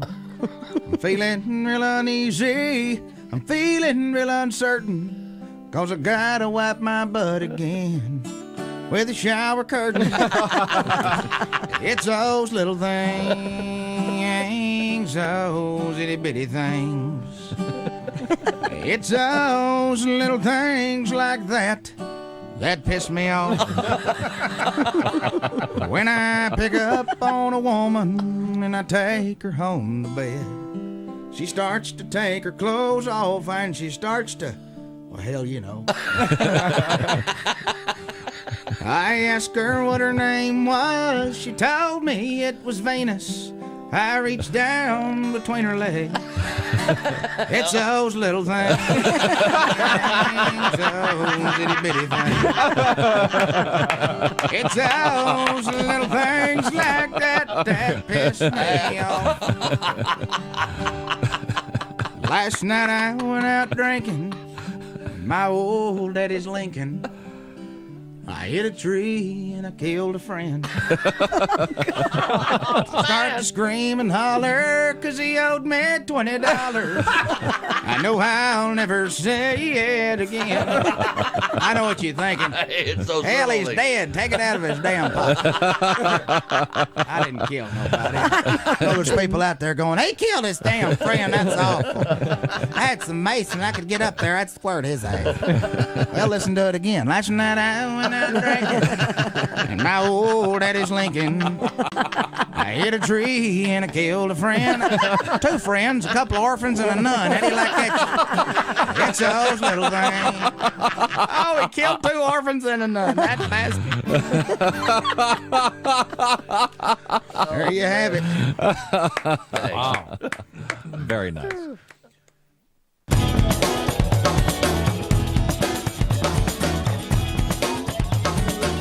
Bob and Tom 24/7. My name is J. Chris Newberg, and these are my thoughts and observations. Do you think if the Pope sneezes and someone walks up to him and... 45 Q95, it's the Bob and Tom Show. Thank you, Ace. Christy Lee has an update on the forecast. Q95, Fox 59 weather, plenty of sunshine today. Look for a high of 84. Right now we have sunshine and 64 degrees. Thanks, Christy. Today we're doing something special here at Q95. We're going to be at the Walmart County Line in Emerson starting at 10. Courtesy of Summers Plumbing, Heating, and Cooling. The point is, we're calling it heat relief. The idea is to collect bottled water that can be distributed by the Midwest Food Bank. There are going to be a lot of men and women and kids that are going to need that this summer for various reasons. Things fall through the cracks and problems arise, so a drop in the bucket. But if you can help, that'd be great. Once again, the Walmart County Line in Emerson, and they're making it real easy just to walk in and buy that water, and they'll haul it for you and everything else. So if you want to do something nice for somebody else today, that's your opportunity. On the south side, County Line in Emerson at the Walmart there. We've been doing this for a few years, and we're going to do it big time today, helping out the Midwest Food Bank. This is the Bob and Tom Show. I've been told by authorities that we're about to perhaps receive a little surprise. Oh, really? Is that right? All right. Maybe a bonus Ace Cosby joke of the day coming. Anything for bonus pay. Oh, boy. Bonus steaks. At All about the money. OmahaSteaks.com, ladies and gentlemen, brings you the Ace Cosby joke of the day. And without any further ado, let's just get right to it. This is an astonishing thing. We've already had one great joke, but to get a second one, these aren't really jokes. These are no. It's again cultural observations. Ace, go ahead, please. I got a friend who works in a prison. He's a corrections officer. Mm-hmm. You know what they call it when they have to tase an inmate? No, what? Shaka Khan. All right. And Rufus. Oh, Gone and Rufy. How'd you have that ready so fast, right? Did you feed him that? Shaka Khan. Come on. All right. You don't like that? I thought it was pretty funny. here. Actually, I didn't like it, Ace. Could you tell me something good? Great. Nice. We got the Rufus joke. Today's whole show Love is you're going to need a Wikipedia here. That's Willie, my son, comedian, sitting in at the crazycockwine.com sports desk. Morning. Josh Arnold's right over there. There's Christy and Pat Godwin. 2 home runs today at least, Pat. Thank you. Maybe more. So we'll get some more music coming up out of Pat. But right now we return to the Navy Federal Credit Union news desk. Christy. A California man crashed into a backyard pool while trying to flee from deputies. A 911 caller reported early Saturday that 2 motorists were driving recklessly. Responding, sheriff's deputies tried to stop the drivers, but they sped off, leading authorities on a chase. One vehicle crashed through a barrier at a home and plunged into the pool. The unidentified driver managed to escape as police were searching the area. No one at the residence was injured during the incident. You know, they could have found him easy. Oh, yeah? Marco! See, it's a Marco Polo joke, Ace. Yeah. You see the way that works in a pool. The guy kept trying to drive out of the pool. He kept hitting the gas and hitting the gas and hitting the gas, and somebody said, "Hey, you're flooding the engine." It says he was driving a Mustang. You would have been okay if he'd been in a Barracuda. Oh, Barracuda. Godwin just shaking his head. He couldn't handle it. Okay, Pat, your turn. Go. I don't have any pool jokes. Right Okay, all right. Okay. Imagine if you were just sitting there poolside. And a car comes through the fence and just goes right into the pool. That'd be bad. yeah, it would. I got This will help. Hello, Bob and Tom Show. Hey, fellas. Hey, I've enjoyed your pool program. Good. Boy, with this heat index being what it is, it's a good day for a pool, at least I guess. your short pants regular. I believe I heard Christy saying the glory holes are back in the news again. Well, there's a thing that's being Sort of. interpreted that way in New York. They're urging people to have a wall between them during intimate moments, apparently. Now, I've often believed glory holes are a lot like ice fishing when you think about it. Ice fishing? Yeah. Well, it takes a lot of patience, and it's always important to practice catch and release, of course. Sure. Boy, I've been to many a truck stop restrooms that are riddled with glory holes. Oh. That one off exit 185 looks like it suffered a drive-by shooting. A lot of holes. Sometimes having to sit down is kind of like playing whack-a-mole when you think about it. Boy, this Brexit is something else. That's still going on. Probably good Prince Harry got out when he did. Yeah. That's what we should all be talking about. We should be. Yeah. Good night. Yep. I'm sorry. Thank you, Floyd. Is that how it works? It just surprises you? Boy, I don't know. I don't know how that works. That's a gutsy move. That is a gutsy move. That's a lot of trust. God. Yeah. It's like a trust fall of sorts. Yeah, it is. Yeah. So anyway, there's this guy sitting by a swimming pool, and a car drives through his fence and right into the pool. Do you hear the song about this that was in the movie A Star Is Born? This isn't going to be a good joke, by the way. Anyone You already started. Give it a shot. It's just, because they were in the shallow. It was a shallow end of the pool. Right. I'm so sorry. I'll get out of here. I'll see. Yeah. I'll see where we're at. How's chick feeling? Yeah, it was a good run. I think we had a lot of fun. Food by your own father. Yeah. You can't. Remember that? Cars are not allowed to go swimming in a pool. They're not. Well, they can if they bring their trunks. Right. See, I need the boo thing on my side. This isn't fair. A lot of this is about perspective, we're all seeing.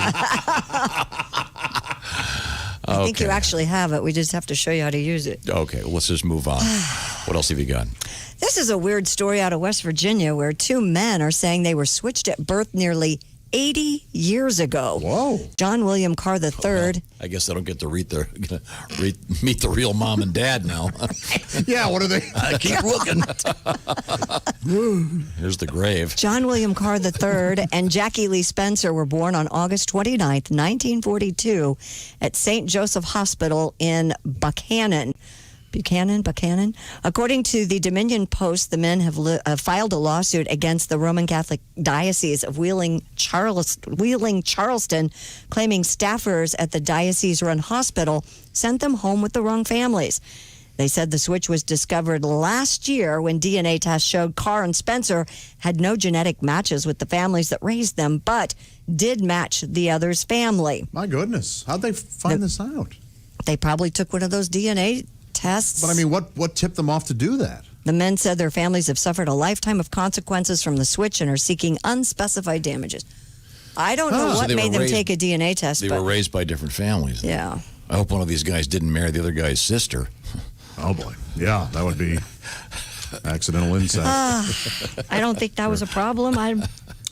Make the story a lot more funny. Funny? Funny, yeah. Well, I mean, anyone who was involved in this is going to be dead. Right. If these guys are 80. Sure. Looks like you finally found a way to make the story funnier. Just award them the money and go, you get it in 200 chunks every month. And then they're only going to end up paying $800 before these guys kick. $200 a month for life? Yeah. Okay. Oh, my God. But how do they know when they... These poor guys. I know. This is a tragic story How if do you they know really when read they were it. swapped? Well, They know they were swapped because they had DNA tests that match each other. No, but how do they know when they were swapped? Because they were born in the same hospital. The same day in the hospital. Did at the they same have hospital. good lives and loving families? Who cares? Well, it's not really like that. Well, if they both had bad lives, then it also doesn't matter. Doesn't matter what family you ended up with. You're going to get... This must have happened all the time. I would... Because like before now we can test for it. But, I mean, thousands of years, this must have been happening relatively often. Of course. There are many sad stories about this, but... in fact, Willie, we have something to tell you. That's why you're here today. That great head of hair you have. Yeah. You look Full a lot head of like hair. Pat, I've always known. It's a lot like Drew Hastings there, doesn't it? Having fun. Coming up, we're going to talk with the comedian, writer, filmmaker Judd Apatow, talking about the new Pete Davidson movie, which is released today, right? Yep. Okay, we'll find out about that. I hope the stars line up and we get him to give us a call this morning. Then we have our big animal/science hunk coming up. Okay, and super potent marijuana in the news. Yeah. And you'll be very quite surprised as to what is going on with the recent tests of super potent marijuana. Real quick windbag. Your Jimmy Buffett story, Christy, I don't have it, but you did. Yeah. Where is he performing for the first time ever? Is it the Grand Ole Opry? At the Opry, Grand Ole Opry. Okay, because he's already performed at the Ryman. Yeah. Oh, I misunderstood that. Different place. Okay, I No, misunderstood. it's at the Grand Ole Opry. And that's going to be great. Yeah, and it's on I looked it up for you. It's called, I'd never heard of it, Circle something. That's the network? Yeah, it's a special feed from the Opry. They host a series of shows. Good. We'll look forward to seeing Mr. Buffett. When we come back, we'll have super high potency marijuana. This is the Bob and Tom Show. More Bob and Tom next. Got a comment? Our email is bobandtom@bobandtom.com.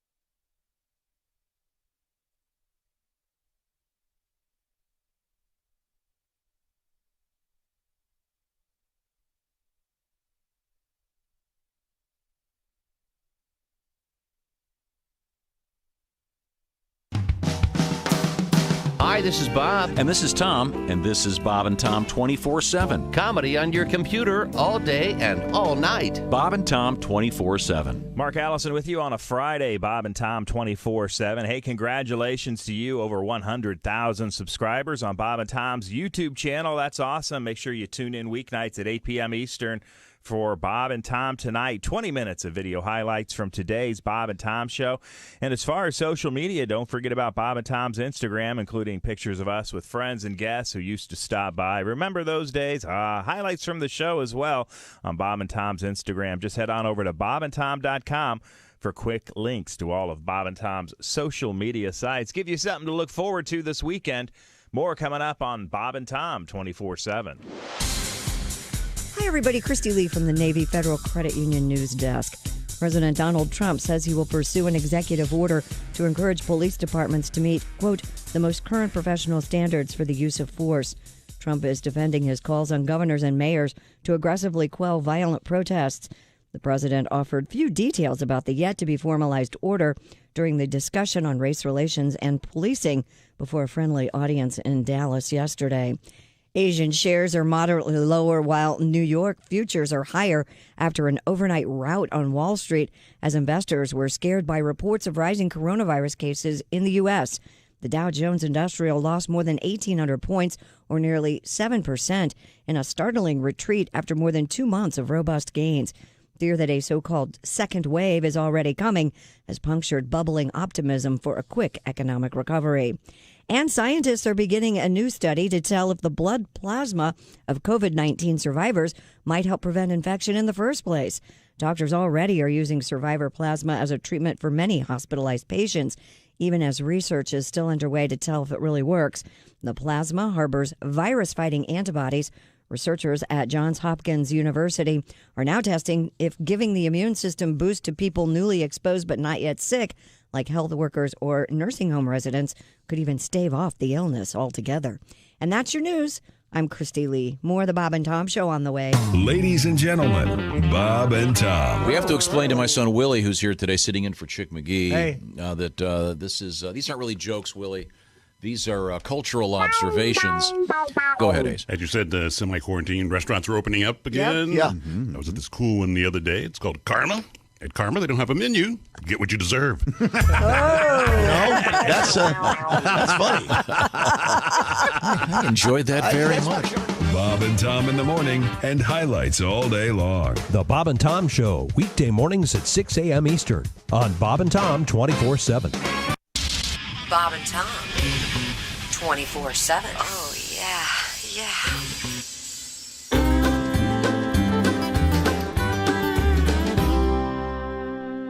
Went walking with my lady a week ago last night. The air was warm and wonderful, the stars were shining bright. We laid down in the forest, I started to get face when a big swarm of mosquitoes broke up our embrace. So get off when you're walking, get off on summer days. Get off and spray mosquito bites away. Get off on vacation, get off inside the sack. I got off in the grocery store, I never can go back.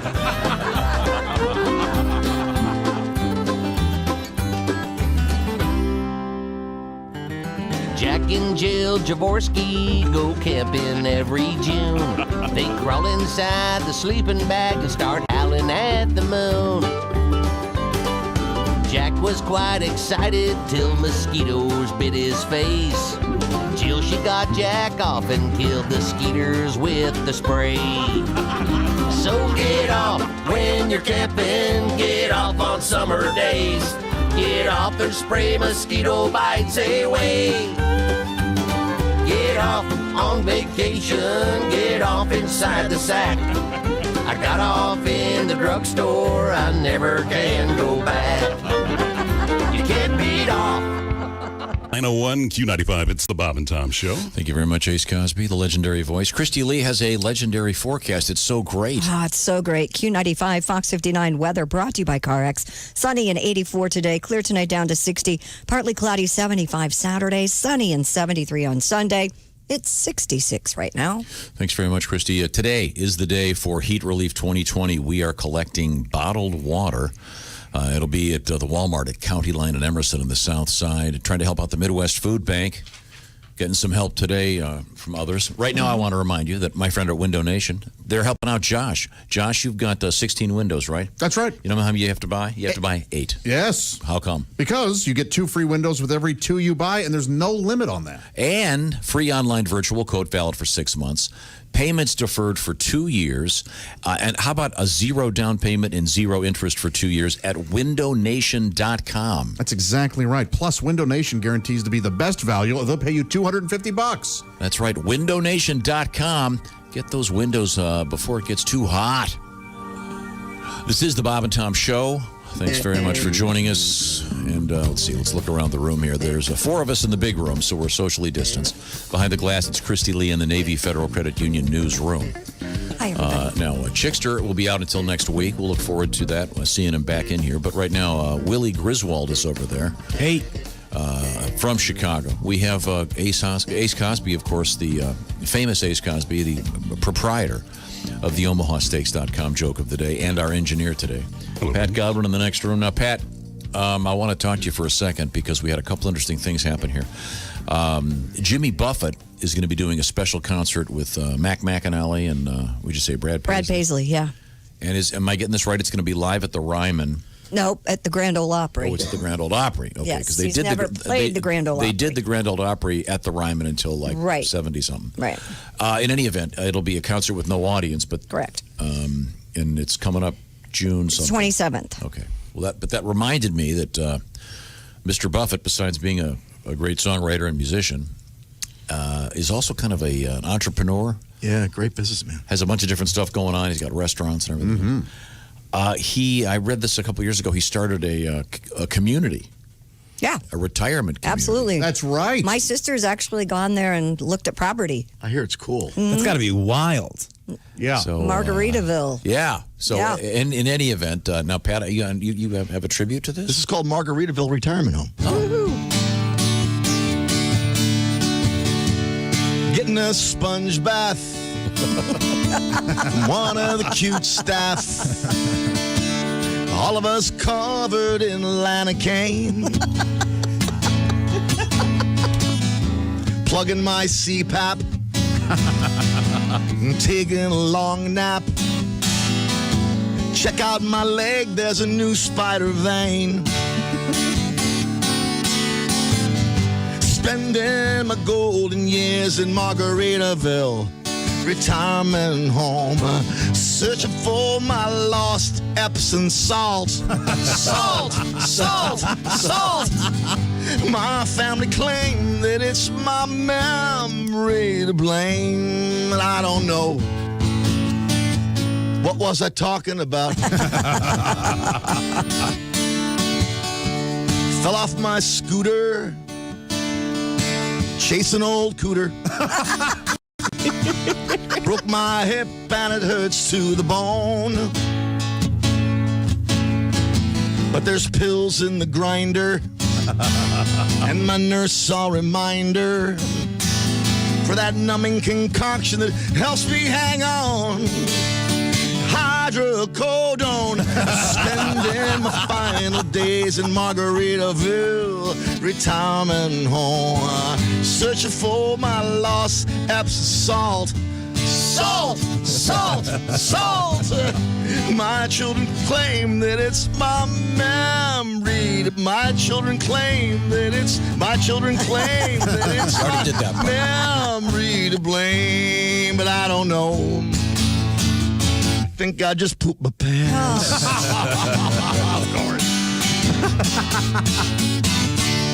Thank you very much. A tribute. Yes. In a way. Or possibly a lawsuit. And to that Jimmy Buffett community. Which, you know, a lot of people from Helsinki, a lot of retirees. Really? End up there, yeah. No kidding. Yeah, I mean, when you're there, it's fins to the left, fins to the right. Helsinki, Finland. Wait. Helsinki, Finland is the place. I gave it a C. There are quite a few of those. There's like 2 or 3. If you want to watch the Jimmy Buffett on the Grand Ole Opry, I found out it's at Circle All Access. It's a YouTube channel, and they'll stream it live for you. So and it's when? It's June 27th. 2 weeks from Sunday. You're going to have to remind me. I will remind you. Okay, it Because sounds Mac great. McAnally is your buddy. I know. That's the greatest guitar player and musician out there. You're going to have to get your Hawaiian shirt dry cleaned. Yeah. You don't still have a Hawaiian shirt. What What happened to the salmon shirt? I think that's in my son Sam's house. Oh, really? The famous salmon shirt. I have your famous, the famous honeymoon shirt, which you wore to the honeymoon with him and my mom. He brought one shirt and he washed it in the lake every day. What? And I have that shirt. Yeah, I've got it with me. It's in my car right now. Okay, you can keep it. You don't want any mementos? Oh, boy. You know what? Hey, It's okay. I've got to hold on to some, you know? It's lucky Chick's not here. You have 4 mementos. I bet you wished you'd dunk something else in the lake every day. Hey, that's me you're talking about, kind of. I'm surprised Maybe. you got to go to a lake for your honeymoon. Christy, what else is going on? You got a cow, you said? What is it? I don't know. Don't call me a cow. I'm your son. Pretty fun. Fat Hey, joke. it's Okay. been one of those weeks. A cow had to be rescued after it got stuck in between 2 trees. The 13-year-old British white cow was discovered last Sunday near Ringwood in England. A Fareham-based rescue specialist restrained the animal while the cow's owner used an axe to cut away one of the trees. British white cow, also known as the Adele. Oh, jeez. Not anymore.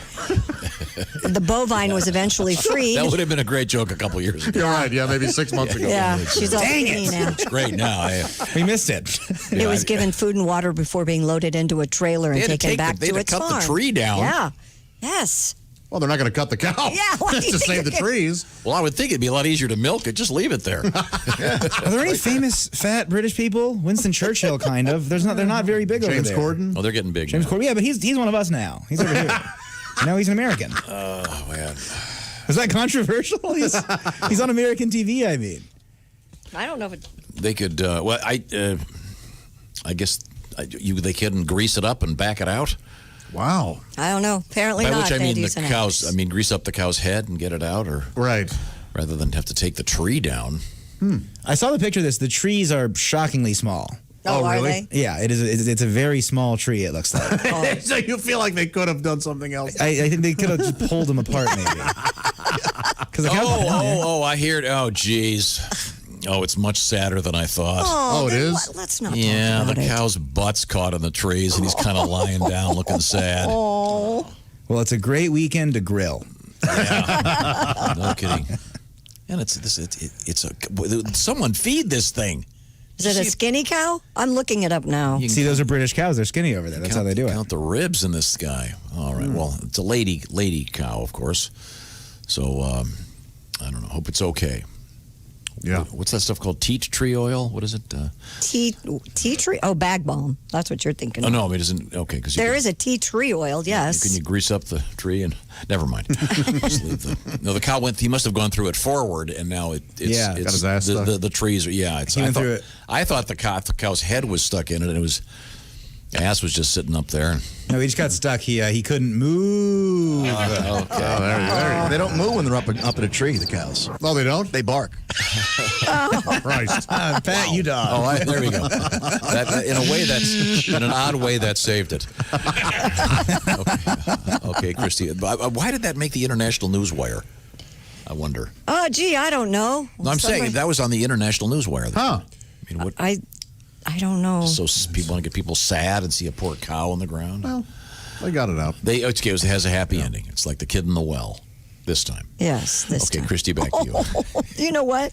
She's not the only one. There are quite a few cows that get stuck between trees. I just looked at this. There's like all these images. Poor thing. Sadly, there's a guy that gets his pleasure looking at that. You think? Go to the No. cow on the website. Oh, that cow's really stuck. Well, maybe he smokes a lot of pot. Good news for you guys who are stoners. Scientists have determined that super potent higher end marijuana does not get you any higher than cheaper pot. Researchers at the University of Colorado Boulder. Of course, that's where they did the study. Of course, that's where they did the study. Tested how physical and cognitive impairment varies based on THC blood concentration.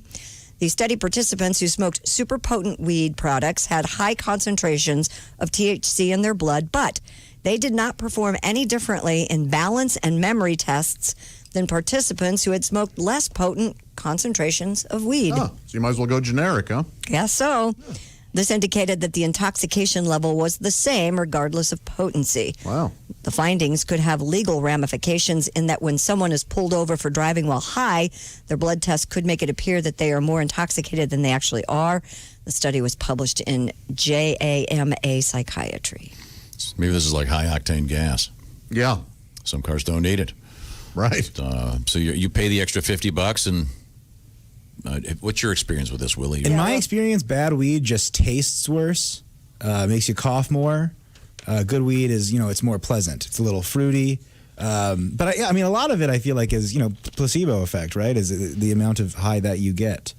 Gotcha. I don't know. By the way, I went to Boulder for a little while. Where the hell was this study when I was there? I would have signed up. I would have happily been an experiment. I was reading it carefully to see if your name showed up. You'll notice I didn't say I graduated. I said I went there for a little while. 5 years. Yeah. It was 4. It was 4. Oh, 4. Sorry. The tuition just made it feel like 5. Now, coming up, what is it? A week from Sunday, it's Father's Day. Yes, it is. And as we all know, the ideal gift, I've been talking about this for a while, the perfect gift for Father's Day, Omaha Steaks. Get a nice box of steaks at your place. That's what your dad really wants. He can take all those ties you've given him over the years, bundle them up, heave them on the barbecue, and use that to start the grill. Yes, indeed. Who got you a tie? Who started this vendetta for you? Well, this year, Dad doesn't want any ties. No. He wants perfectly aged tender steaks from Omaha Steaks. They'll deliver the best steaks right to Old Pop's door. Right now, Omaha Steaks is offering Bob and Tom Show listeners access to a variety of amazing packages perfect for old Dad. Here's what you do. Go to omahasteaks.com, enter the code BTS into the search bar. You're going to want to do this today.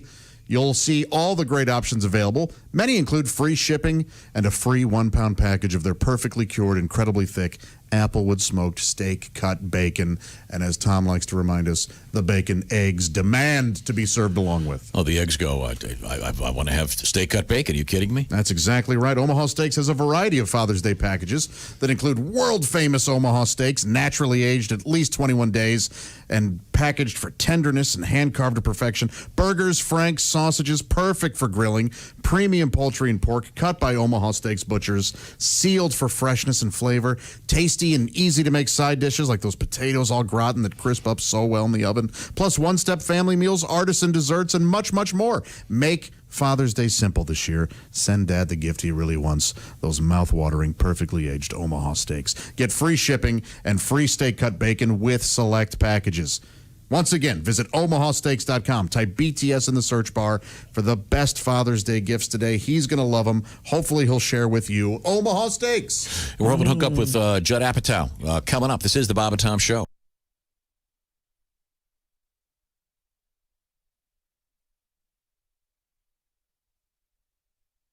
Thanks for listening to Bob and Tom 24/7.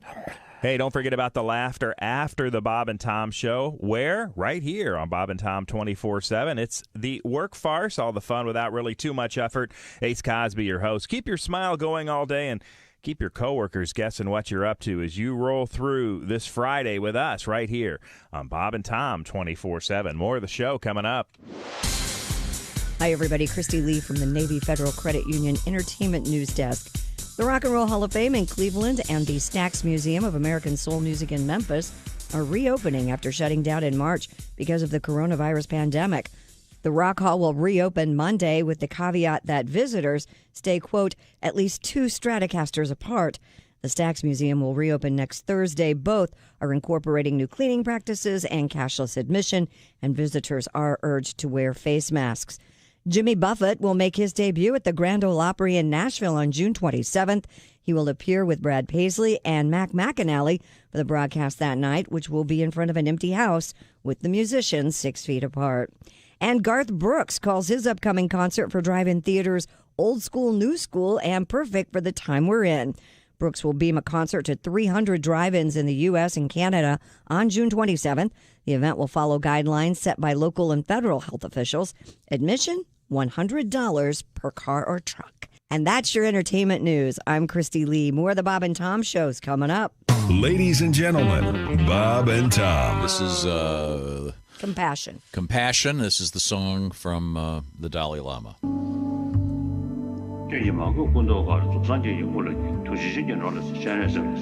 Well, I don't understand a word. Huh? Well, we don't know what he's saying. This could be filthy. This could be hateful. This is like the menu at a Chinese restaurant. You have no idea. He could be saying, I never liked the Irish. Jesus, Dalai Lama. Bob and Tom in the morning and highlights all day long. The Bob and Tom Show, weekday mornings at 6 a.m. Eastern on Bob and Tom 24/7. Bob and Tom 24/7.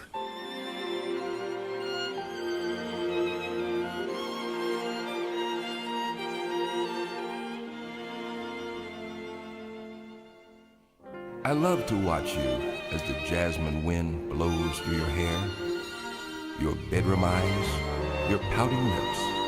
I just can't help but stare. You're in a satin nightgown, and I see your lovely curves.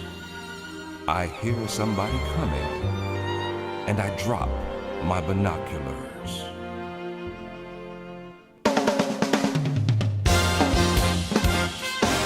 Peeking through your window, I watch you get undressed.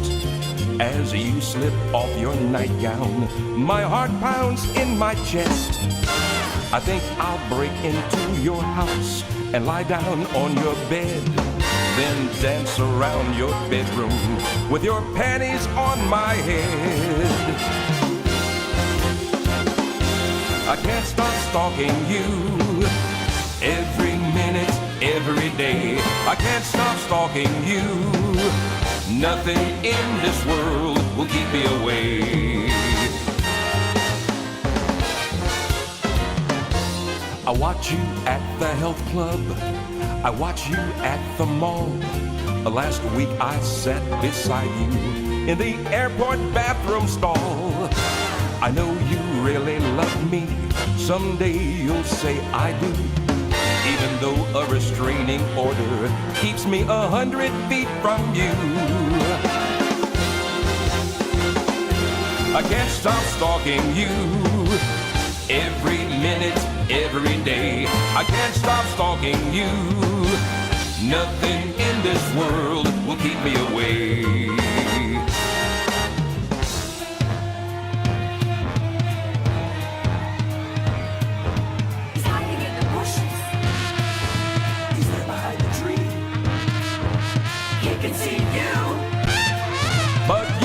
Can't see me.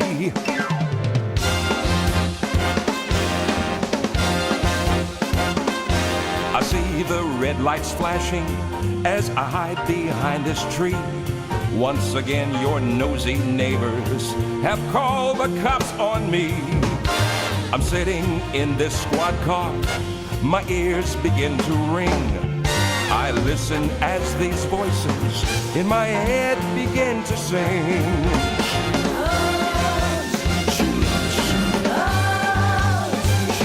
I can't stop stalking you every minute, every day. I can't stop stalking you. Nothing. 920 Q95. It's the Bob and Tom Show. Thank you very much. Christy Lee's got an update on the forecast. Q95, Fox 59 weather brought to you by CarX. Our weekend looking great. Sunshine 84 today. Clear tonight down to 60. Sunny and 75 Saturday. Mainly sunny on Sunday, 73. We're up to 68 degrees. Thanks, Christy. And today, heat relief.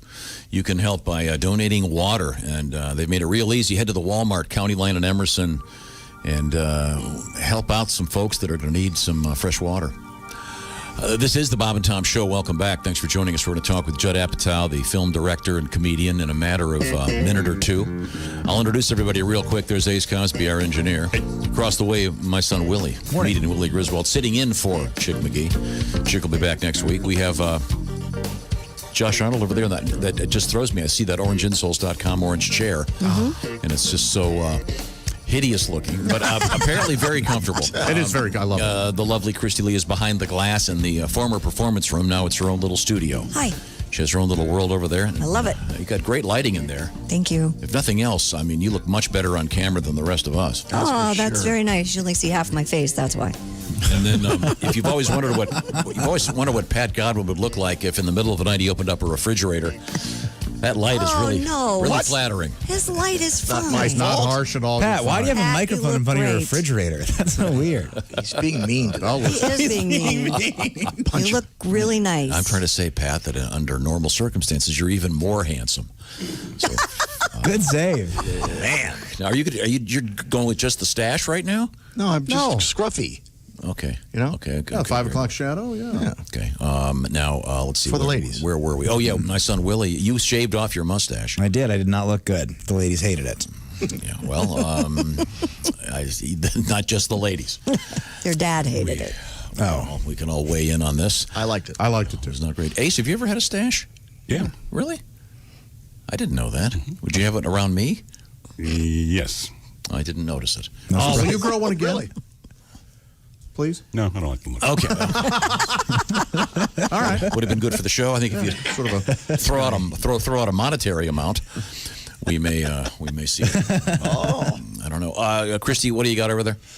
Police in Kansas have closed part of a hiking trail to track down a missing alligator. The Riley County Police Department closed parts of Linear Trail while they continued to search for the gator.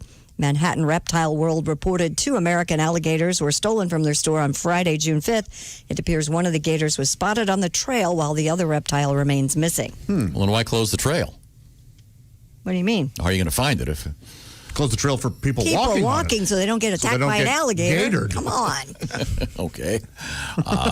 This is Manhattan, Kansas. Yes. Okay. I mean, be clear. Yeah, there's a big difference. Yeah. I said a Kansas. I know it's a bit. Then when you mention Manhattan, I mean, you get kind of excited, and then you go, "Oh wait!" Yeah, I can't imagine a gator on Broadway. Might be a good Peter Gabriel song.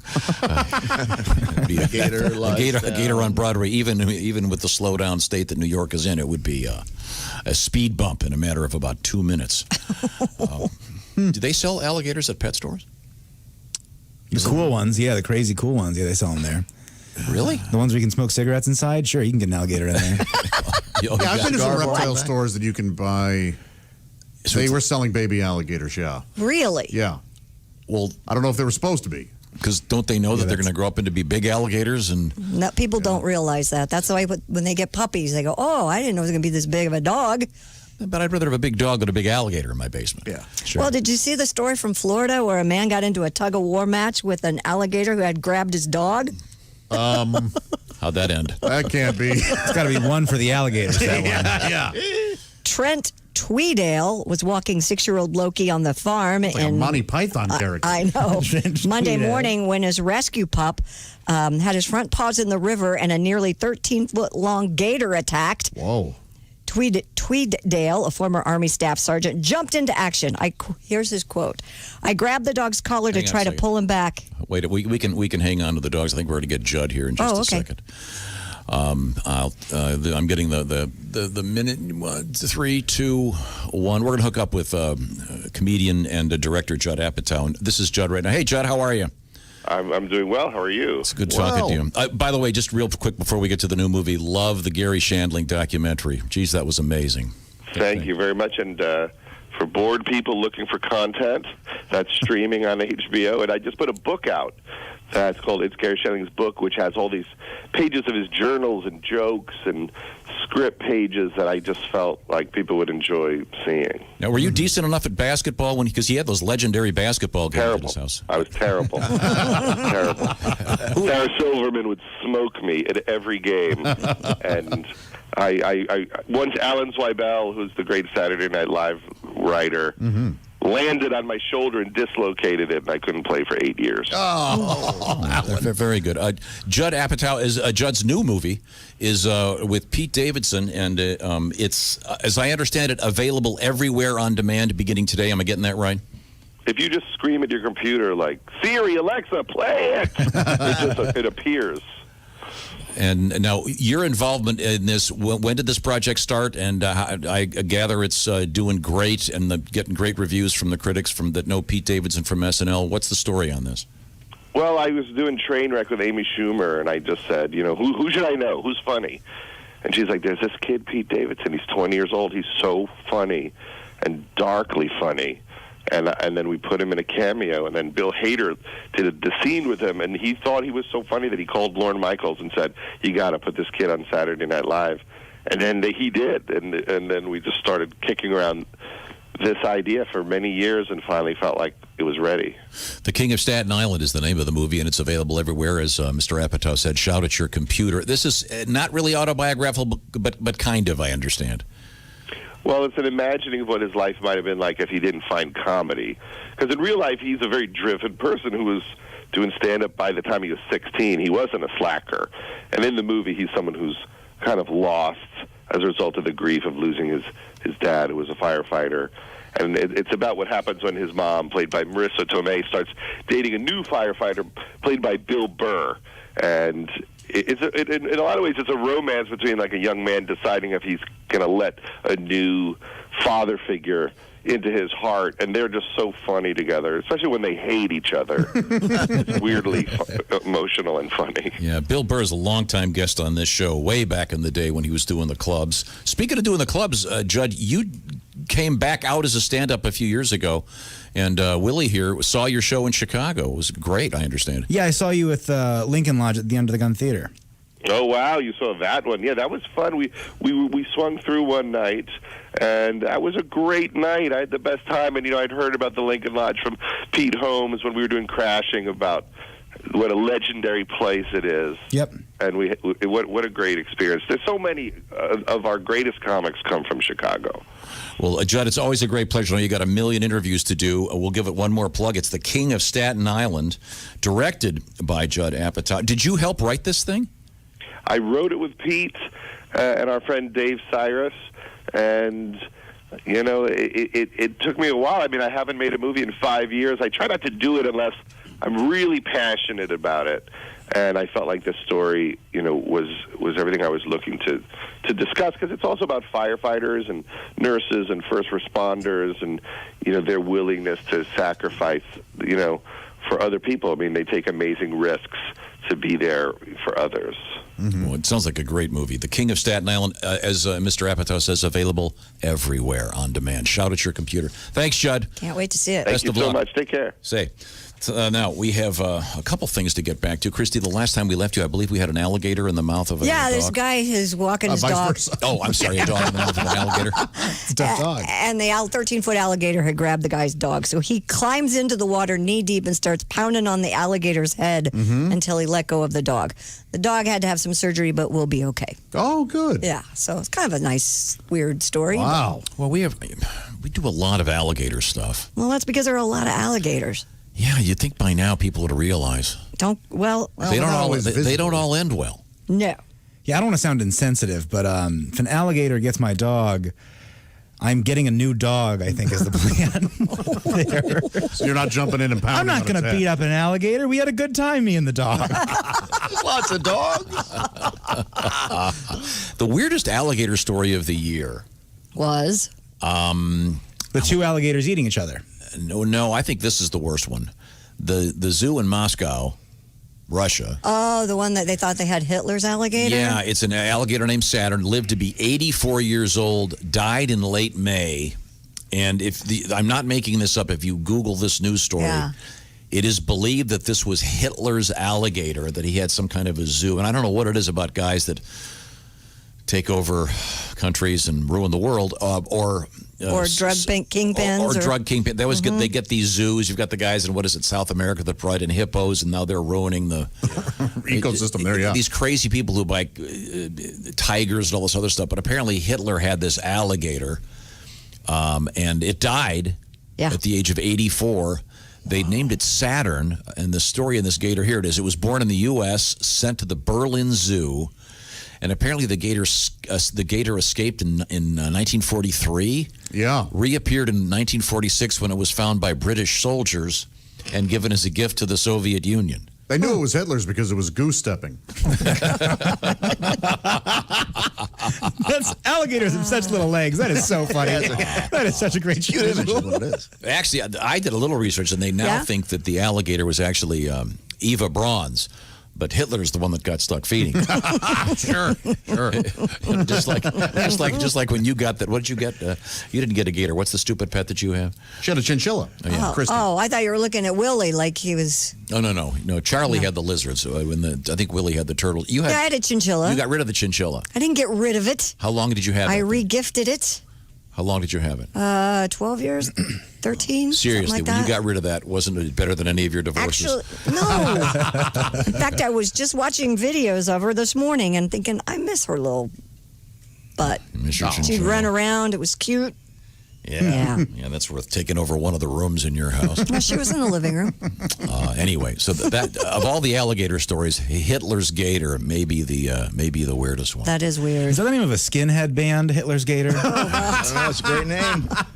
Now, there's also a rumor, of course, because the internet is nothing but pure knowledge and facts. Absolutely. That's true. There's an internet that the gator is alive and living in Brazil. Oh, Yes, of course. Yeah. You saw that, and then he's responsible for 5G on your phone system. That is true. That's the G stands for gator. Then we had the big python story earlier this morning. Possibly a record for a python. Yeah. It is not supposed to be in the Everglades. Yes. Yep. And they're trying to find it, but I guess there are tens of thousands of them. Oh, yeah. And they've only caught a couple thousand of them. I did one of those airboat rides. I can't wait. That's on my bucket list. Oh, before this Corona hit, so it was back in January, I think. It's pretty impressive. But I kept looking for pythons in the trees because I was a little nervous about it. I don't like airboats. I'm not a big fan. Hilarious. See you guys later. I'm out of here. Finally, redeeming yourself. Not a big fan. After the honeymoon hunk, he comes back with the big fan. The honeymoon. That is very nice. We do have more science news if you're interested. Science. The discovery of a rare left spiral snail led to a worldwide search for a mate that was a lefty lady. Are you following this? Yes. The snail. Wait a second, I'm lost already. What now? We have a left spiraled snail looking for a male. The shell goes that way. Right. Okay. Looking for a lady snail that goes that way. The snail, since dubbed Jeremy, What about the snails that go both ways? was first I didn't know found in snails could go that way. 2016 in London. To learn whether Jeremy's shell, which spirals leftward, was an accident or a genetic trait, they had to find a female left spiral snail and get them to mate. Before Jeremy's death in 2017, he did mate with another lefty who produced 56 offspring. Wow. After which scientists concluded that the direction of a shell spiral occurs by chance and is not an inherited trait. Jeez. That took a lot. Snails like Jeremy are incredibly rare, literally 1 in a million. So scientists get paid to sit around Looking for a lefty lady. snails to bang. Can't we get all the snail scientists working on the corona vaccine? Can't all these scientists? No kidding. Get everyone to focus their research. Hey Elmer, we're going to pull you off the left-handed snail thing for a few weeks. we're trying to save humanity. Is that possible? Wow. What if the vaccine where you have to eat a live snail? Oh, I do it. I just do it for fun. I'd eat a snail probably $3-4 if you guys promise that. I'll eat a lot of stuff. You for don't want to eat a live snail. very little Not money. alive. Isn't that escargot? Well, they're cooked. Yeah, usually. We had a windbag from a guy. Remember this? He ordered some escargot, and one of them started walking across the plate. Oh, they're not supposed to. I know they're not supposed to. Things happen. The chef got busy. I can't cook all these guys. This one's undercooked. Yeah. I think that it's just if they're moving, you just salt it to taste, and then you're good. Yeah, that'll take care of it. That'll kill him. Okay. Want to be invisible? Yes. More science. Scientists have recreated so-called squid invisibility in the cells of human beings. Oh, that's right. Squids do have that weird sort of translucent thing. You're right. Cephalopods, including octopuses or octopi. Is it octopi or octopuses? Something I always thought it was octopi, but someone recently said no, it's actually octopuses. Octopuses and squids. Octopuses is much funnier to say. very In fact, I think it's octopussies. Yeah. Sort of a James Bond. Yeah. Okay. I saw a movie one time called Octopussies. Well, there's actually. So this was the Bond spoof, probably an adult. We're back. I'm going to get out of here again. They can camouflage. Cephalopods can camouflage themselves or appear invisible with reflective cells that change how light scatters off of them.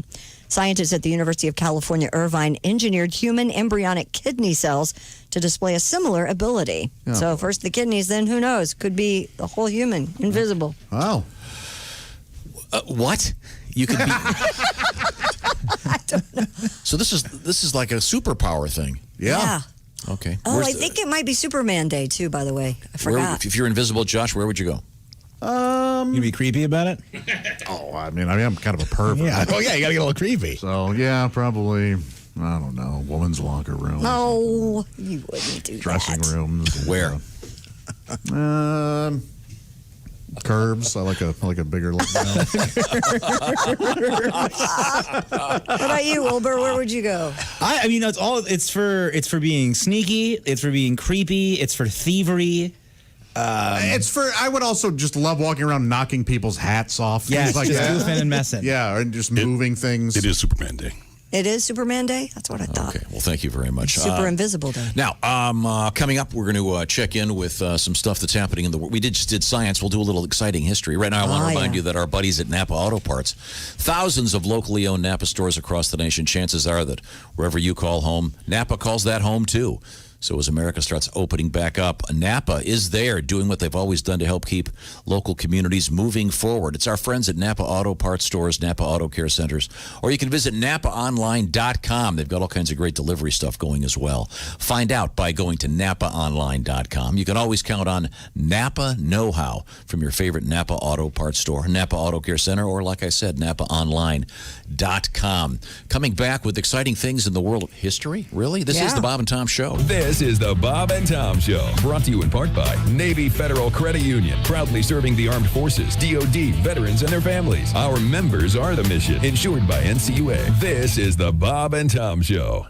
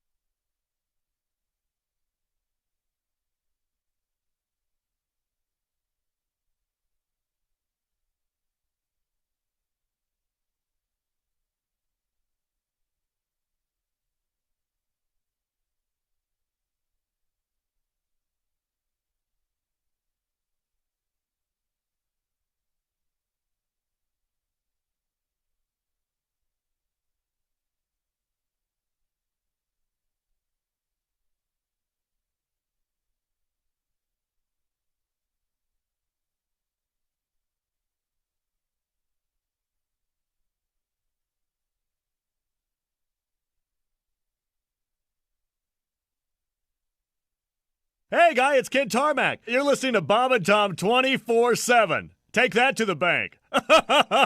24/7. I know. Hey, thanks to Willy Griswold for stepping up to bat today, filling in for the Chickster at the sports desk. You can follow him on Instagram at willy.griswold or go on Twitter at Willy Griswold. That's GRISWOLD. Again, thanks to Willy for stepping up and coming in yesterday and today for the Chickster at the sports desk. We hope you have a great weekend.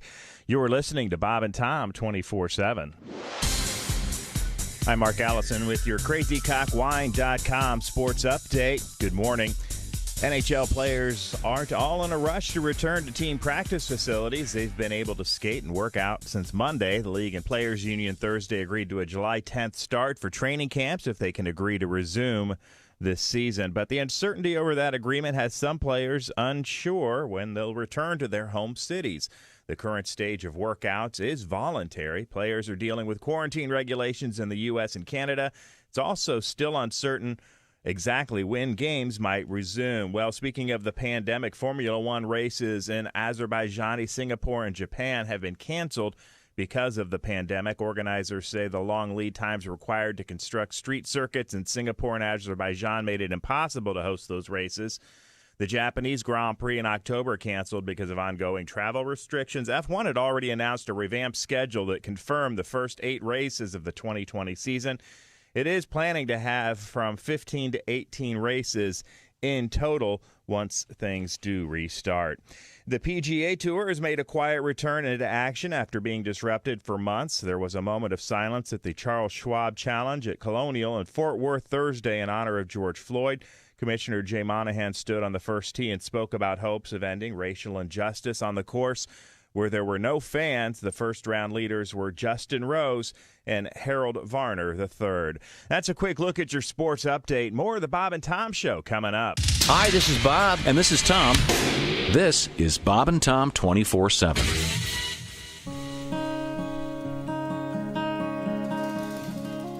I took you to the airport today. Said you'd be back 2 weeks from today. I came home, I was so lonely and sad, and that's why I'm screwing your sister. That's why I'm screwing your sister. She's got the same laugh, she's got the same nose. Like you, she likes to suck on my toes. Seems so funny, I don't miss you as much now that I've been screwing your sister. Picked you up from your gate today, but you were acting in such a strange way. It was then you put together the pieces, the fun I had with your nieces. They got the same eyes, they've got that same face. Like you, they like to wear that black lace. Seems so funny, I don't miss you as much. How I love your nieces to pieces. Started posing those questions to me, but I didn't want to hurt you, you see. It was then that you were to uncover the orgy we had at your brother's. I screwed your cousin Sue, I mounted Aunt Jean.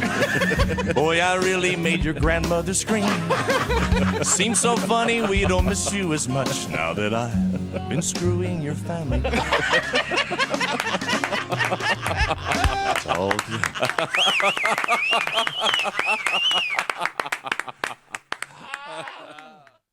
Bob and Tom 24/7. Mike Birbiglia is our guest. Are you dating anyone? Do you have a? I realize what I need to find is a woman who loves me for my money, but doesn't understand math. I know this girl, and she wasn't too bright. She wasn't like book smart. She was like magazine smart or butter label smart. I went out with this girl middle of the day. I swear to God. And she goes, "You know what turns me on?" I go, "What?" And she said, "Black guys." which I really found discouraging because I've been mistaken for a lot of things in my life, but I've never had anyone be like, "You're black, right?" No, I'm Olive Garden Italian. How's your son? Oh, he's great. How old is your son now? Yeah, he's a little 4-year-old. He actually he loves Thomas the Train. Have you ever heard of Thomas the Train? Oh, sure. And they have different names, Donald, Toby, and one day he's got them spread. 44, Q95, it's the Bob and Tom Show. Thank you very much. Christy Lee has an update of the forecast. It's going to be a great weekend. Get outside. Q95, Fox 59 weather. Sunny, 84 today. Partly cloudy, 75 Saturday. Mainly sunny on Sunday, 73, 68. Thank you very much. Coming up today, Heat Relief 2020. What this means is we're going to be in force at the County Line in Emerson at the Walmart. Why? Because we're collecting bottled water because there are people who are really going to need that this summer.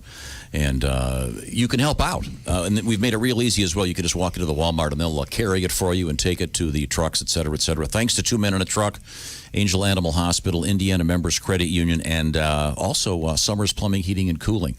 Helping out with Heat Relief 2020, trying to get a bunch of water for the Midwest Food Bank. So if you're around, you can be part of it. Please stop by. Midwest Food Bank is who we're helping out on the South Side today. Welcome back to the Bob and Tom Show. Thanks very much for joining us. Great stuff today, Pat. Thank you. Fun day. Enjoyed it. But we got more coming up. Ace Cosby's over there.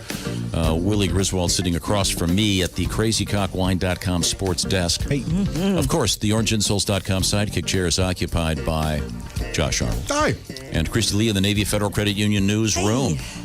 When that phone rings, it's the track phone hotline. Right now, it's time for a little bit of history. Yep. If you like, Christy, do you have anything over there? I got a couple things. Yeah, I got some really sad stuff. Oh, really? Oh, I don't want that. No. I got some happy stuff. What do you have? Baseball Hall of Fame dedicated in Cooperstown, 1939. Oh. Pete Rose's parents were in the crowd. One day our boy will be. Pete wasn't born until I think 41. I have this one. Yeah, go ahead. In 1965, the Beatles were awarded the Most Excellent Order of the British Empire Award, the MBE. Some of the medal holders that year were so upset by the choice of the Beatles as recipients that they returned theirs. These guys will never last. I know that it's British and it's fancy, but it says the most excellent. It just sounds like Bill and Ted. Exactly. The most excellent band for the Queen of England. Most excellent. Let's see. Birthday. Jim Neighbors. He's not celebrating. Well, that's sad. No longer is. Marv Albert, 79. Wow. Mm-hmm. His hair is 5. Yeah. Chick Corea is also 79. Chick South Korea or North Korea? This is just Chick Corea. Here we go. Here's something that happened that's kind of interesting. Harry Houdini. Oh, yeah. Freed himself from a straitjacket while hanging upside down 40 feet above the ground in New York City in 1923. Wow. Famous stunt. Yes. That could have gone terribly wrong. Oh, sure, yeah. Yeah. The overrated and awful Rock Around the Clock by Bill Haley is released in Not overrated or awful. Oh, great guitar What's wrong with that song? It's very important to the world of rock and roll. Okay. All right. I think it holds up. The songs that you hate, it just blows. You love Herman and the Hermits, but that you can't take. It's just Herman's Hermits. And I love Dewey and Freddie.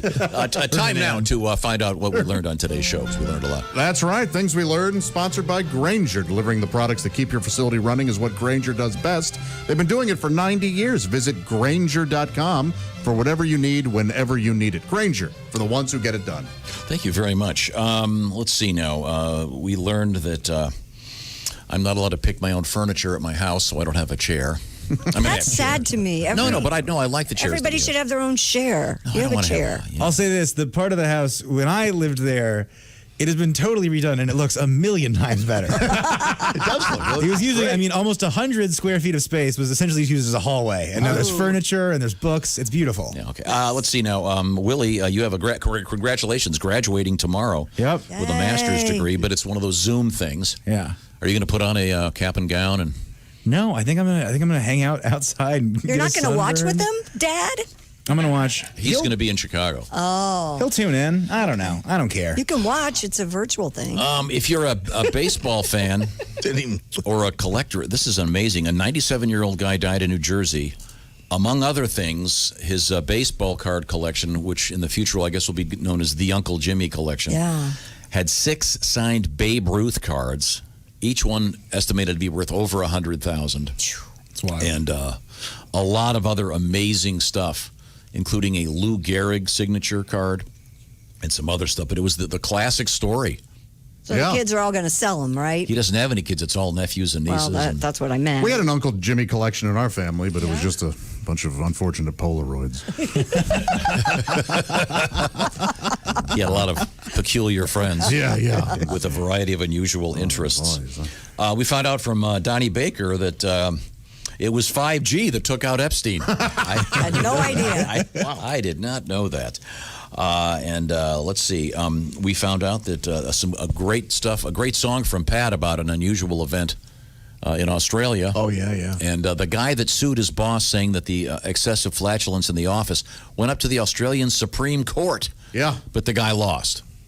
So he doesn't get any cash he wanted more than $1 million for his boss allegedly coming into his office and going and breaking wind. And right now we got this special message. This segment is brought to you by Omaha Steaks. We have Todd Simon joining us on the phone from Omaha Steaks. Now, I read somewhere that apparently people would rather get food for Christmas than almost anything else. Is that true? That's right. There was a poll conducted earlier this season, and the results were pretty staggering. 73% of people report they'd rather get a food gift than another object or thing. And 77% of men said they'd rather get a food gift. So there's a good idea for all you women out there looking for that perfect gift for that guy. I mean, in your who life. wouldn't want 4 6-ounce bacon wrap filet mignons over a tie? Exactly. I mean, a tie is terrible on the grill. You know? Yeah. And Todd, tell people how this works, because you get these steaks and you send them all over the place in what I call a big foam case. What am I talking about? Well, you're talking about what we've called for years our miniature deep freeze package, and it's kind of a little-known secret, and probably the biggest missed opportunity of my family is that my dad invented that cooler. He actually got blocks of insulating foam, and he hollowed them out, and he should have patented it, of course. I'm still mad at him for that. And what we do is we put the hand-cut steaks, they're already frozen. We put them in with dry ice. We put in whatever other great stuff you're getting. In the case of the favorite gift, there's also pork chops and burgers and potatoes au gratin and caramel apple tartlets, and we ship it all over the country, and it stays perfect. If someone wants to get some Omaha steaks shipped, what kind of time frame do we have here? We're saying order until about the 18th or 19th of December to get it there for Christmas at standard shipping. If you're a huge procrastinator, you can wait until the 23rd and use overnight shipping. It costs a little bit more, but sometimes it's worth it. Omaha Steaks, a parenthetical note, I love your hot dogs. I know you're not called the Omaha Hot Dog Company. I don't know what you do to those things. They're absolutely delicious. They are award-winning hot dogs, and I encourage everyone to give them a try along with their steaks. Thanks so much, Todd. Have a great holiday season. We will. Happy holidays to you and all your listeners, and don't forget to go to omahasteaks.com. Thank you, sir. This is the Bob and Tom Show. Got something to say? Send us an email, bobandtom@bobandtom.com. This is the Bob and Tom Show.